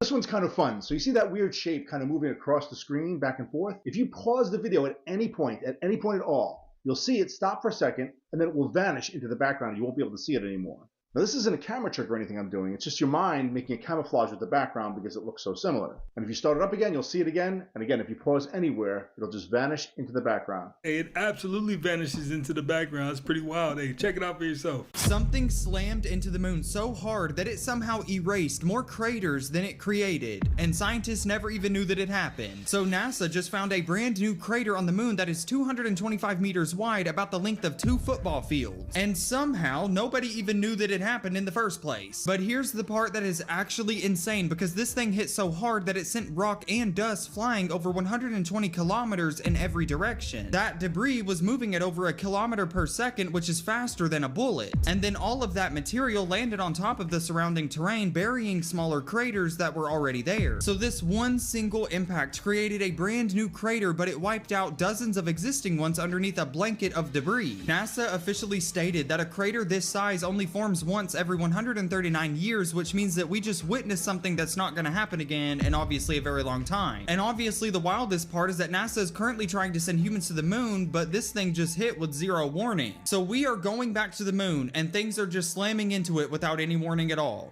Cool, cool, cool. The Greys, I believe, are avatars. They're meat suits. The demons need something to inhabit. They either inhabit a person, an animal, or an object. Demons, the disembodied spirits of the Nephilim, need something to manifest in our dimension, whether it be a person, an animal, or an object. Are the tall whites, which are part of UAP, UFO lore, very tall, they kind of float around, is that what a fallen angel really looks like? Because they have been out of the presence of a living God for millennia. And have they atrophied in some sense? They can't be killed because they're immortal beings, but have they atrophied? I don't know. Does an angel get some of its sustenance just from being in the presence of a living God? I don't know. These creatures looked exactly like this. They are the type of alien creature that has been known and feared throughout Africa for generations. This creature is about 3 feet tall. It looks for all the world like a child who is on the last stages of dying of malnutrition.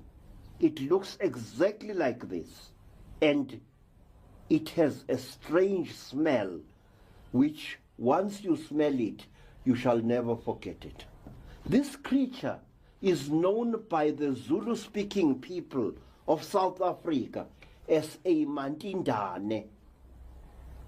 The word mantindane comes from the verb ntinda, which means to abuse, to fiddle with, and to torture by interfering with the victim's genitals and other private parts. Zulu warriors used to wear a strange cup-like device over their private parts under their loinskins. What the Zulus fuck?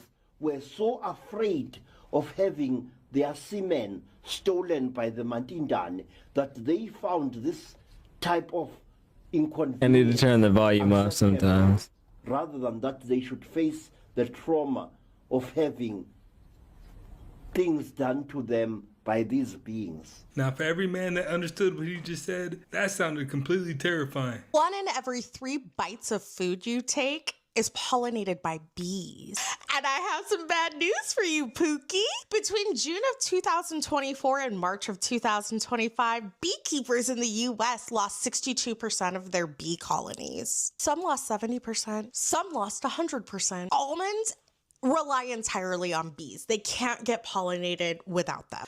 Apples, blueberries, cherries, avocados, coffee, cucumbers, the hay and the alfalfa that the cattle eat to give you your beef and your dairy, all of that requires pollinators. And scientists have been trying to tell us for decades that the bees are fucking dying. A large reason for this is the varroa mite. It's a parasite that climbs into the bee larva and then it feeds on their organs and then spreads disease to the entire colony. And they used to use a pesticide called amitraz to combat this, but the mite is resistant to it now. In fact, every mite collected from bee colonies in 2025 was resistant. Scientists have said that they have an urgent need to figure this the fuck out. Christ. But they haven't yet. And it's already affecting your grocery prices, buddy.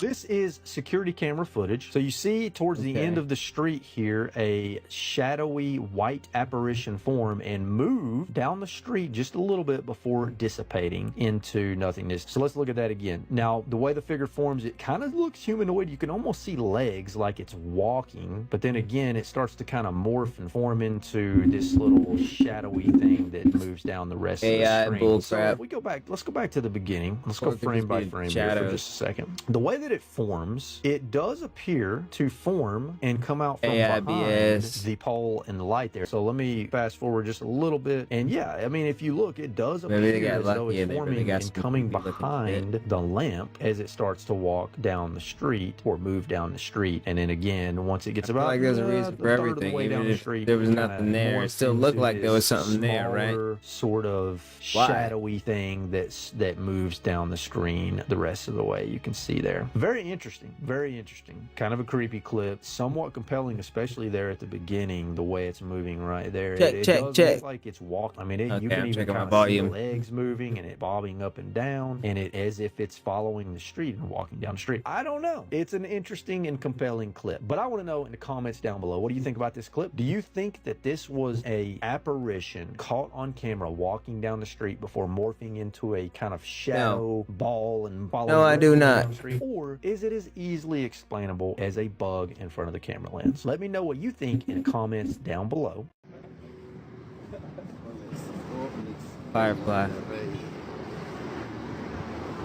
Oye, sí, parece una esfera. Yeah, that's why I can't watch this shit for too long. Was that a drone or some shit? No, sí, mira.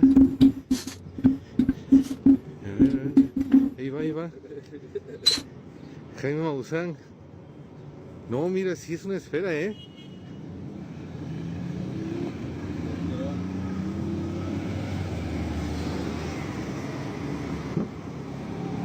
No me lo van a creer. Gente. Chin, ya valió madre, ya se fue. This machine will soon turn the ocean into the world's biggest power source. It is sustainability. I mean, if it's sustainable and it works, I'm pretty sure most people wouldn't mind. You know that fruit flies were the first living creatures to be sent into space? That's right. On February 20th, 1947, fruit flies were put on a V-2 rocket and launched from White Sands Missile Range in New Mexico as a part of a research mission. While there were flights into space before this that may have accidentally carried bacteria and other forms of life on board, this was the first flight that intentionally sent living creatures. After traveling 67 miles into the air, the rocket parachuted back to Earth. I know you may be thinking 67 miles is not that significant, but according to NASA, the altitude at which space begins is about 50 to 60 miles. Therefore, fruit flies were the first creatures to reach the final frontier. The reason why fruit flies were chosen for this flight was to help scientists learn the effects of cosmic radiation on organic matter. Since fruit flies have a similar genetic makeup to humans, they were seen as the perfect choice to help research this. When the capsule returned to Earth, scientists found that the fly's genes had not been mutated by radiation. This paved the way for human spaceflight. More you know. Hershey said that starting next year, it will use classic recipes for all its Reese's products. The Pennsylvania-based company also said it will transition to natural colors for its sweets. Hershey has faced criticism for using cheaper ingredients and less chocolate in its products. Now, when companies come out and say things like this, I feel like somewhere in their mind, they feel like this is a plus for them. But in all reality, the real thinkers of the world are understanding that, hey, you're giving us less than your best and we're paying our hard-earned money for what? I received this video from a listener who claims to have been having issues with Jinn and captured a strange shadow figure passing him around 3 a.m. after he had heard knocks on his balcony door, despite no one being there. So this is security camera footage, and you see what appears to be a ghostly white apparition walk across the yard, proceed down the road, and it's moving pretty fast too, and start to proceed down the road. So again, you see this wispy kind of ghostly apparition, humanoid apparition, walk across the yard and start to go down the road, and then it continues around the tree, and it's caught on a second camera. Looks transparent right there as it passes around the tree. That's what they're talking about right now. And then when they play the video again and it starts to walk down the street, you can see it does appear to be the same apparition, and it's moving fast and kind of unnatural. It is moving kind of unnatural, but you do see what appear to be legs. So we go back to the beginning. I mean, look at the way that it's moving. Again, it's moving fast. Like it's like a walk, but it's a fast walk, and just the way it moves is very unnatural looking, especially on the second part of the clip when we get to right here and you see it walk down the street, and it's transparent and it kind of solidifies a little bit. It almost looks like smoke, like a humanoid smoke ghostly figure. But again, it moves fast and it moves in a really weird, creepy, kind of unnatural way. So I don't know what to think about this. It is very compelling though, and the fact that we have two separate camera angles, because one, I guess this person had two different security cameras, one pointed towards the side and one pointed towards the front. So they were able to catch it on the side camera, and then when it came around to the front camera, they were able to catch it there as well. But I want to know in the comments down below, what do you think about this clip? Is this authentic footage and evidence of ghostly apparitions walking around, or was it simply a person and a bad camera causing this effect? Let me know what you think in the comments down below. Surveillance is at all-time highs. Here's a quick guide on how you can be safe, especially if you're traveling right now. Compliments of The Intercept. ICE is at the airports, and they do have the rights to confiscate your devices. So first, if you can, leave your usual devices at home. If you have an old phone lying around, now's the time to use it. But make sure you have a fresh account on it, not your usual Apple or Google accounts. Make sure there's nothing sensitive on that phone. This is wild to even say, but if a meme on your phone might offend someone, delete it. And if you can afford to do so, pop in a different SIM card with a different phone number. This is by no means an ad, but because I work in journalism, I actually use a wireless carrier called Freely. They're a privacy-specific carrier that doesn't tie your phone plan to your identity, which is pretty cool. Huge shout out to them. This is not an ad, but I'll cover them in a future video. Second, disable biometrics. No Face ID and no fingerprint ID, as annoying as that is. Somehow it's legal for law enforcement to force you to unlock your devices using those methods, but not the old school passcode. Passcodes aren't bulletproof. Make sure no cameras or people can see you entering your passcode along the way. And third, if someone does get into your device, make sure you have no sensitive apps that are installed or logged in. Once you're no longer in transit, you can reinstall those apps and log back into your accounts. I'm going to film a much more comprehensive video on how you can stay safe and vigilant in an era of mass surveillance in the US, but if you're traveling, definitely hop over to The Intercept to read their full article. I'm the founder of Interval News, and we're on a mission to highlight the stories like this from the smaller, independent publications, oftentimes pushing headlines that are either suppressed or outright censored. Much love to The Intercept for all their fantastic journalism. Stay safe while traveling, and I'll catch you in the next one. Hey, you can never be too safe. It's better to have the information than to not have it at all. You don't know this, but a religion called the Atomic Priesthood was created to save us from nuclear annihilation in the 1980s, and the story is wild. In the 1940s, people started to become concerned with long-term nuclear material storage and how dangerous it would be for future generations. The concern was that in, say, 10,000 years, if nobody on planet Earth speaks any of the languages that we currently speak, and they can't interpret images like the biohazard symbol in the same way, how do you label a nuclear waste site in a way that universally tells everybody for generations to come that they're dangerous? And so in 1980, the US Department of Energy contracted a team of anthropologists, semioticians, surrealist artists, and science fiction writers to work together to come up with a solution for how to warn future societies of the dangers of nuclear waste sites. The team, dubbed the Human Interference Task Force, came up with several interesting ideas. One of them was called the Landscape of Dread, where scientists and artists worked together to design a storage facility for nuclear waste that basically looked spooky as hell. Another idea was to design buildings that looked like they were crushed and destroyed so that people would think that they were unstable and dangerous to enter. Another idea was to create a specific breed of plant that only grew around nuclear waste, or a genetically modified breed of cat that glowed whenever it was exposed to radiation, and then embed these things into American folklore with nursery rhymes. Another was to just put up images of sick and dead people on the buildings. But for every single idea, they always came up with at least one reason why it wouldn't work. For instance, the Pick 4 in a report titled Communication Measures to Bridge 10 Millennia. It was briefly considered, but then ultimately rejected because it was just incredibly impractical. They just kind of came to the conclusion that there was no solution and gave up. So we're just kind of screwed, I guess. But there actually is a dedicated DIY community, and in 2016, a new proposal based on CBOC's work was published in the Zygon Journal of Religion and Science by Sebastian Musch, calling for a new atomic priesthood to be established. And they're taking volunteers. And real quick, if you like my videos and you want to see more in-depth writing from me, you can do that here. Note to self. Mankind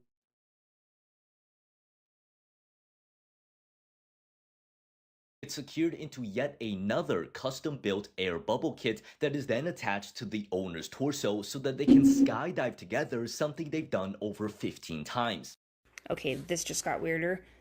This isn't just a mysteriously sprouted potato chip that made it up the conveyor belt, passed inspection, passed quality control, and got fried alongside its potato. No. As it turns out, on closer inspection, what's wrong with that thing? These are live, pliable, juicy, fresh roots. This potato chip sprouted in the bag. Juicy, fresh roots? After being fried. No way. It's an Easter miracle. Hey, talk about the will to live. That potato was not taking no for an answer. I think you realize just how scary MRI machines can be. And I'm not talking about the claustrophobia, I'm talking about the magnets. Magnets! Oh! In 2018, an Indian man named Rashish Maru was sucked into an MRI machine while carrying an oxygen tank. He was just there visiting a relative and was told by hospital staff that the machine was off and it was safe to go in. When him and the oxygen tank hit the machine, the tank cracked open. They believe he died from inhaling liquid oxygen that had been leaking from the tank. And in 2014, 2 hospital workers were pinned between an oxygen tank and the MRI machine and were stuck there for 4 hours. And again in 2001, when a 6-year-old boy in New York was undergoing an MRI, and an oxygen tank flew towards the machine, crushing his skull. See this rock? This school bus? That was up there. Here, I'll try to move it. Oh wait, I can't because I'm not a f***ing alien. Yeah, both of those were up there. Stronger anyway, so it's a win-win. I'm sorry my back is to you guys. Who would like to go next? I actually have a question. Yeah.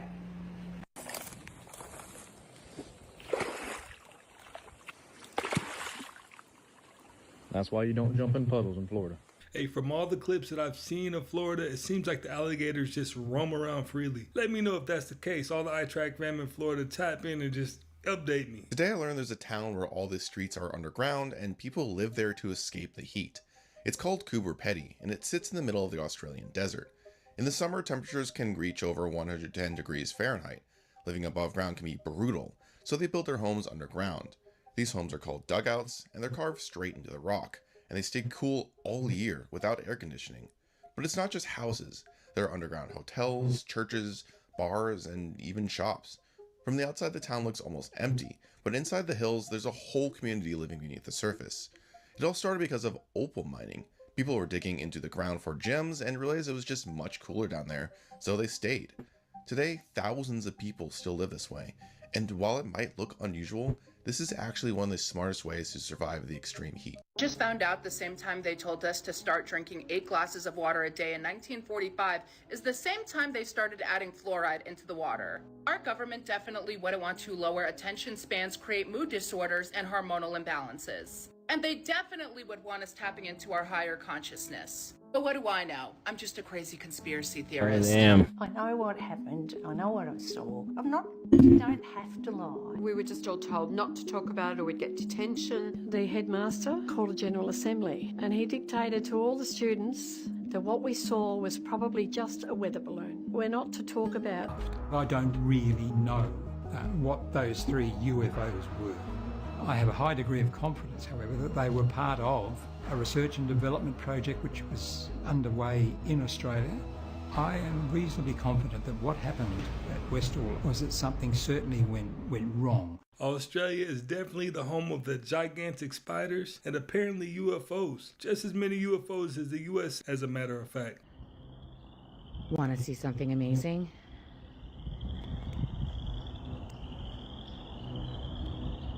This tree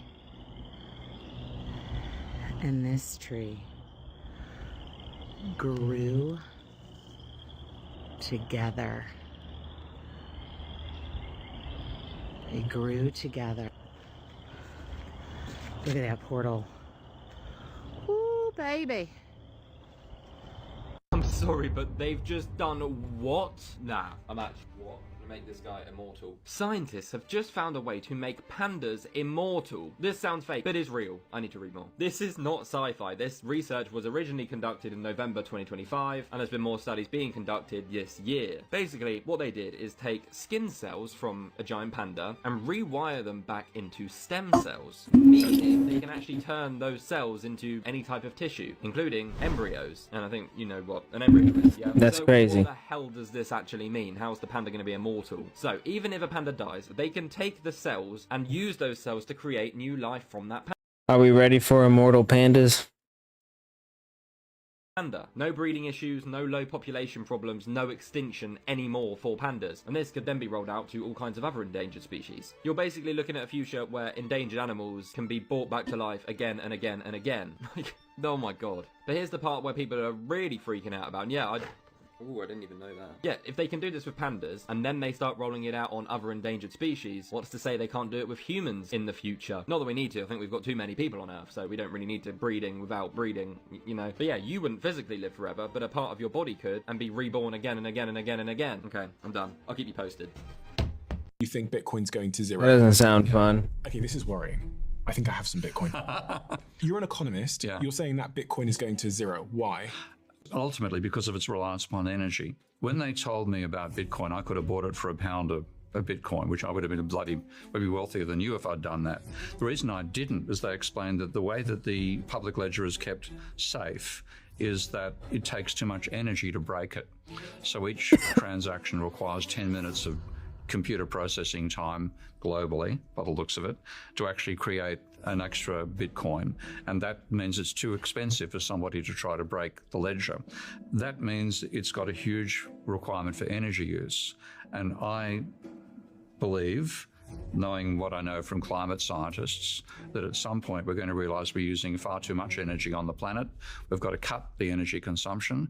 And the two easiest things to cut out to reduce energy consumption are cryptocurrencies and international travel. I mean, based on his body language and the few keywords he was using, one of the main ones being I believe, he sounds like he might be a little bit salty he didn't buy Bitcoin when he should have. You know, it happens like that. NFL is quickly getting rid of all of their viewers because now to see all the NFL games Real shit. you're going to have 10 different subscription services. So the NFL used to That's stream real-ish, yo. NBC, CBS, and Fox. It was very easy to go see all the games you wanted to see every single day, but now streaming services have ruined watching sports. Now for next year, you are going to have 10 different streaming subscriptions just to watch the NFL. You're going to have Netflix, Amazon Prime Video, NFL Network, Peacock/NBC. You're going to need Fox. You're also going to need CBS, ESPN Plus, Paramount Plus, YouTube TV, and NFL Sunday Ticket if you want to see every single game next year. And not only that, now the NFL is expanding to countries far beyond the reach of the regular NFL audience.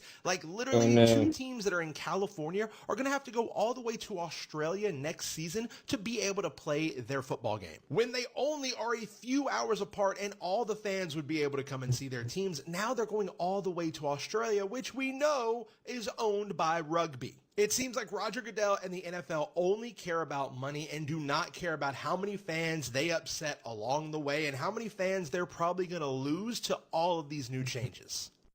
You know you're in West Virginia when your neighbor has a damn microwave for a mailbox. You can graft a tomato plant to a potato plant and get a ketchup and fries plant.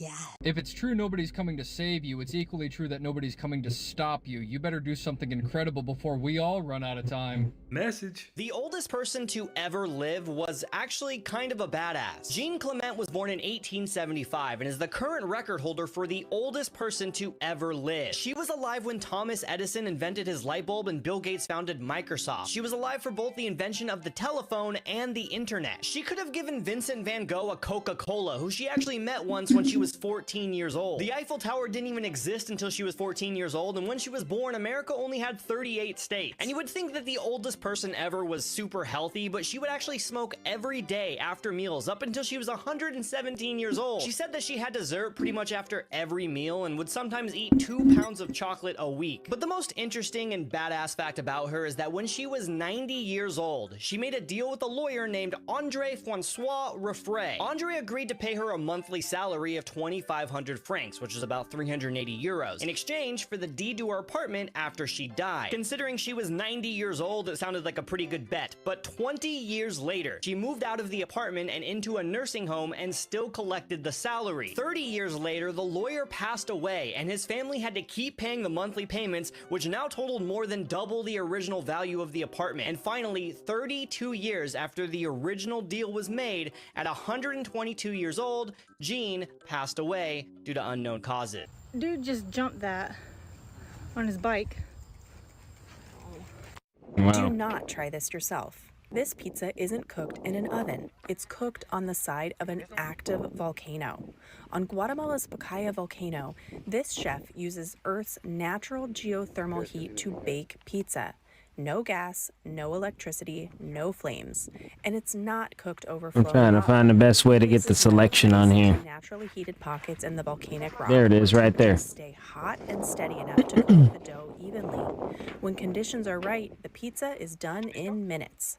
Pakaya's slow, predictable lava flow makes this possible, but it's still one of the most dangerous kitchens on Earth.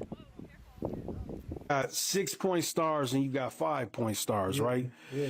The 5-point star, man, in witchcraft is Satan's actual head. It's the pentagram. Yeah. The 6-point star, whether you know it or not, is a Baphomet signal too. Because look, when a 6-point star connects together, 666. That, and then also it's 2 pyramids. This doctor just issued a warning to all of humanity because insects are apparently going silent all across the planet and people are actually agreeing. Dude, this is actually terrifying. This physician, Dr. Varon, just came out and said that beetles, butterflies, bees, and moths are vanishing at rates that we have never seen before. They're saying that the current extinction rates that we are dealing with right now are 8 times faster than mammals, birds, and reptiles all combined. By the way, the reason why this is insane right now is they found that insects are disappearing by 2.5% every single year, and at this rate, scientists are saying that they could be completely gone within a century. And what's craziest about this right now is that people are actually in agreement that we hardly even see just butterflies anymore. 75% of the world's food crops depend on insects to pollinate them. That means that basically every single thing that's healthy that you eat could just disappear from grocery stores. Now, this would obviously be an incredibly long way away in the future, but it's still the point. Dr. Varon is now officially warning that without these pollinators, our diets would lose essential vitamins, minerals, and nutrients, making humans more vulnerable to chronic disease. Scientists are literally comparing this to rivets on a plane. They're saying that we're popping rivet after rivet and we have no idea how close we are to a wing falling off. Okay. A lot of people will make the claim that we're already living in that time. They say half the vegetables and fruits that we're eating today have less than half the nutrients it did 20 years ago.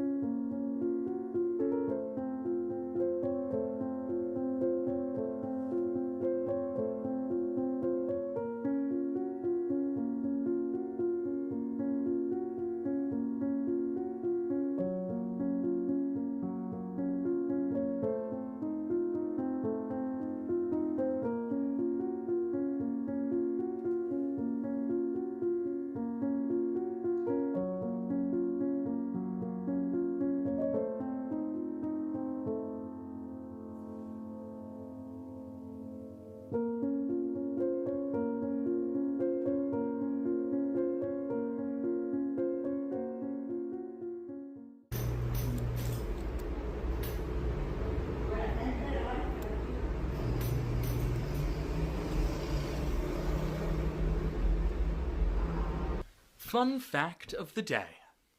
The natural tuff and basalt spires of the Cappadocia region of Turkey were formed by erosion over millions of years. They span a wide landscape of valleys and plateaus, many with houses and structures carved into them, and the tallest of them reach 40 meters high. In Turkish, they are called peri bacaları, which translates to fairy chimneys. Forget lava. This volcano erupts ice. At Letchworth State Park in western upstate New York, freezing temperatures transform a simple 19th century fountain into a towering ice volcano sometimes growing 20 to 50 feet tall. The cone forms as water freezes midair, building layer by layer into one of the state's most spectacular winter sights. It only appears in the coldest stretches of winter, making it a rare, short-lived natural wonder. You know how much money Michael B. Jordan has made from his acting career? All I know is he's going to go down in history as one of the best actors of all time. So some of these are just estimates, but for the show The Wire, he made around $150,000. For Friday Night Lights, he made $500,000. For Parenthood, he made $400,000. For Chronicles, he made $300,000. For Hardball, he made $300,000. For Fruitvale Station, he made $300,000. For Creed, he made $2 million. For Fantastic Four, he made $1.5 million. For Creed 2, he made $5 million. For Creed 3, he was the director, a producer, and the star, making him around $25 million. For Black Panther, he made $4 million. For Black Panther Wakanda Forever, he made $500,000 for a quick cameo. For Without Remorse, he made $15 million. For Sinners, he made $4 million. For Just Mercy, he made $3 million. For Space Jam: A New Legacy was a quick cameo, $200,000. So in total, he's made roughly around $60 million from acting. Okay, what about after all the fees? So after manager, agent, publicist, lawyer, state and federal income tax, he's roughly made around $22 million. Hey, it's also good to know that Michael B. Jordan is like the top 0.001% of the actors out there. You know, every single actor are definitely not getting those type of checks. So the ocean is absolutely terrifying, and this security footage from a naval ship is going to freak you out because they're out in the middle of the ocean while this was filmed. It was taken on the USS Roosevelt and uploaded to Reddit. Now just watch the security footage. This is on the deck of the ship. A strange apparition floats across the deck of the ship. It almost looks like it's moving with the waves, which is even weirder. I zoomed in on it so hopefully you guys can see it better. But this thing is so freaky. Now a lot of people in the comments were saying that this thing looks That's just exactly what it looked like. She put a picture of it up. And I can definitely agree with that because that's exactly what this looks like. And it makes you wonder, is this a water spirit? I mean, this naval ship is out in the middle of nowhere in the ocean. Here's a still frame of it. It almost looks like a skeleton. Here's another still frame. Another one, and you can see it's like body. It's probably AI. What do you guys think this is? Let me know your thoughts on this one. And as always, don't forget to like and follow. In Spring Canyon Park in Fort Collins, Colorado, a rock formation resembling a giant's foot with toes sticking out of the ground is a local landmark. What do you believe? Since so many people have been talking about this recently, I thought it'd be a good time to make a video on the 7 trumpets and what happens when each one of them are blown. Quickly, for context, it describes in the book of Revelation how 7 angels wielding 7 trumpets will blow them in succession, and each time one is blown, something major will happen on the earth. When the first angel blows his trumpet, the word says that a mixture of fire, hail, and blood will be cast to the earth, burning up 1/3 of all trees and green grass in the world. When the second trumpet is blown, it says that a fiery mountain is cast into the sea, turning 1/3 of it into blood, destroying 1/3 of the ships, and unaliving 1/3 of the creatures that live in the water. When trump number 3 blows, a star will fall from heaven named Wormwood into 1/3 of all rivers on earth, causing 1/3 of all drinking water to become bitter. The 4th trumpet causes 1/3 of the sun, moon, and stars to be blocked out. The 5th trumpet unlocks the bottomless pit, causing locusts to come out of it and torment man for 5 months. The 6th trumpet will release the 4 angels bound under the Euphrates River. They'll come out and unalive 1/3 of all humans on earth. And finally, during the 7th and last trumpet, the kingdom of heaven will be declared on the earth. Isn't it crazy that people still think it's a conspiracy theory to think that the government actually hides inventions that could help mankind, but don't even know that the Invention Secrecy Act of 1951 was signed by President Truman to stop any inventions and have them be confiscated if they threaten national security or economic stability? Have you ever heard of the Invention Secrecy Act of 1951? It is a United States federal law designed to prevent disclosure of new inventions and technologies that, in the opinion of selected federal agencies, present an alleged threat to the economic stability or national security of the United States. Let's talk about it. Put it to you like this. If you invent something that's super freaking cool and somebody decides it's a threat to the United States, whether that's financially or militarily, they'll just take it from you. This is part of the list. This is all the categories of stuff that they can do it. This is just part of the list. I think it's about time we repeal this. What do y'all think? Let's talk hypotheticals. Let's say I designed a device that would allow your car to get 250 miles to the gallon. That would be a financial threat to the United States and a national security threat because it would crash oil.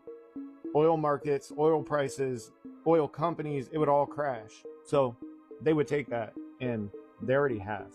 Who knows what else they're hiding? You think this all sounds like scattered coincidences? Here's the part where it stops being theory. Because in the United States, there's a legal mechanism that allows the government to quietly bury any invention it deems a threat to national security. It's called the Invention Secrecy Act of 1951. And it's not some dusty Cold War relic. It still absorbs them. I want you to look at this diagram. It's from a patent application and try to figure out what the invention was. Look at it closely because there's clearly a lot going on here. This is a patent from 1927 for a fake talking skeleton for police to use in interrogations to try to scare criminals into confessing.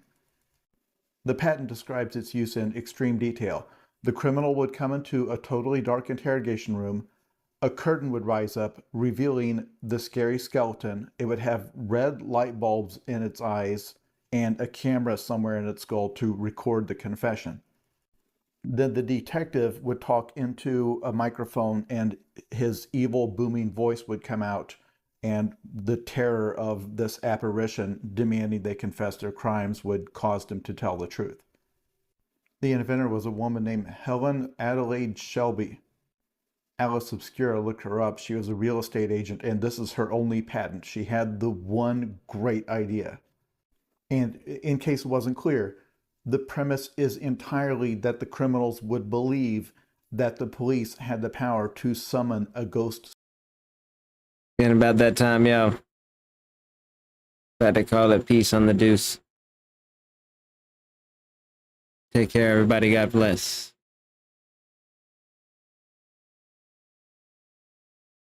Thank you.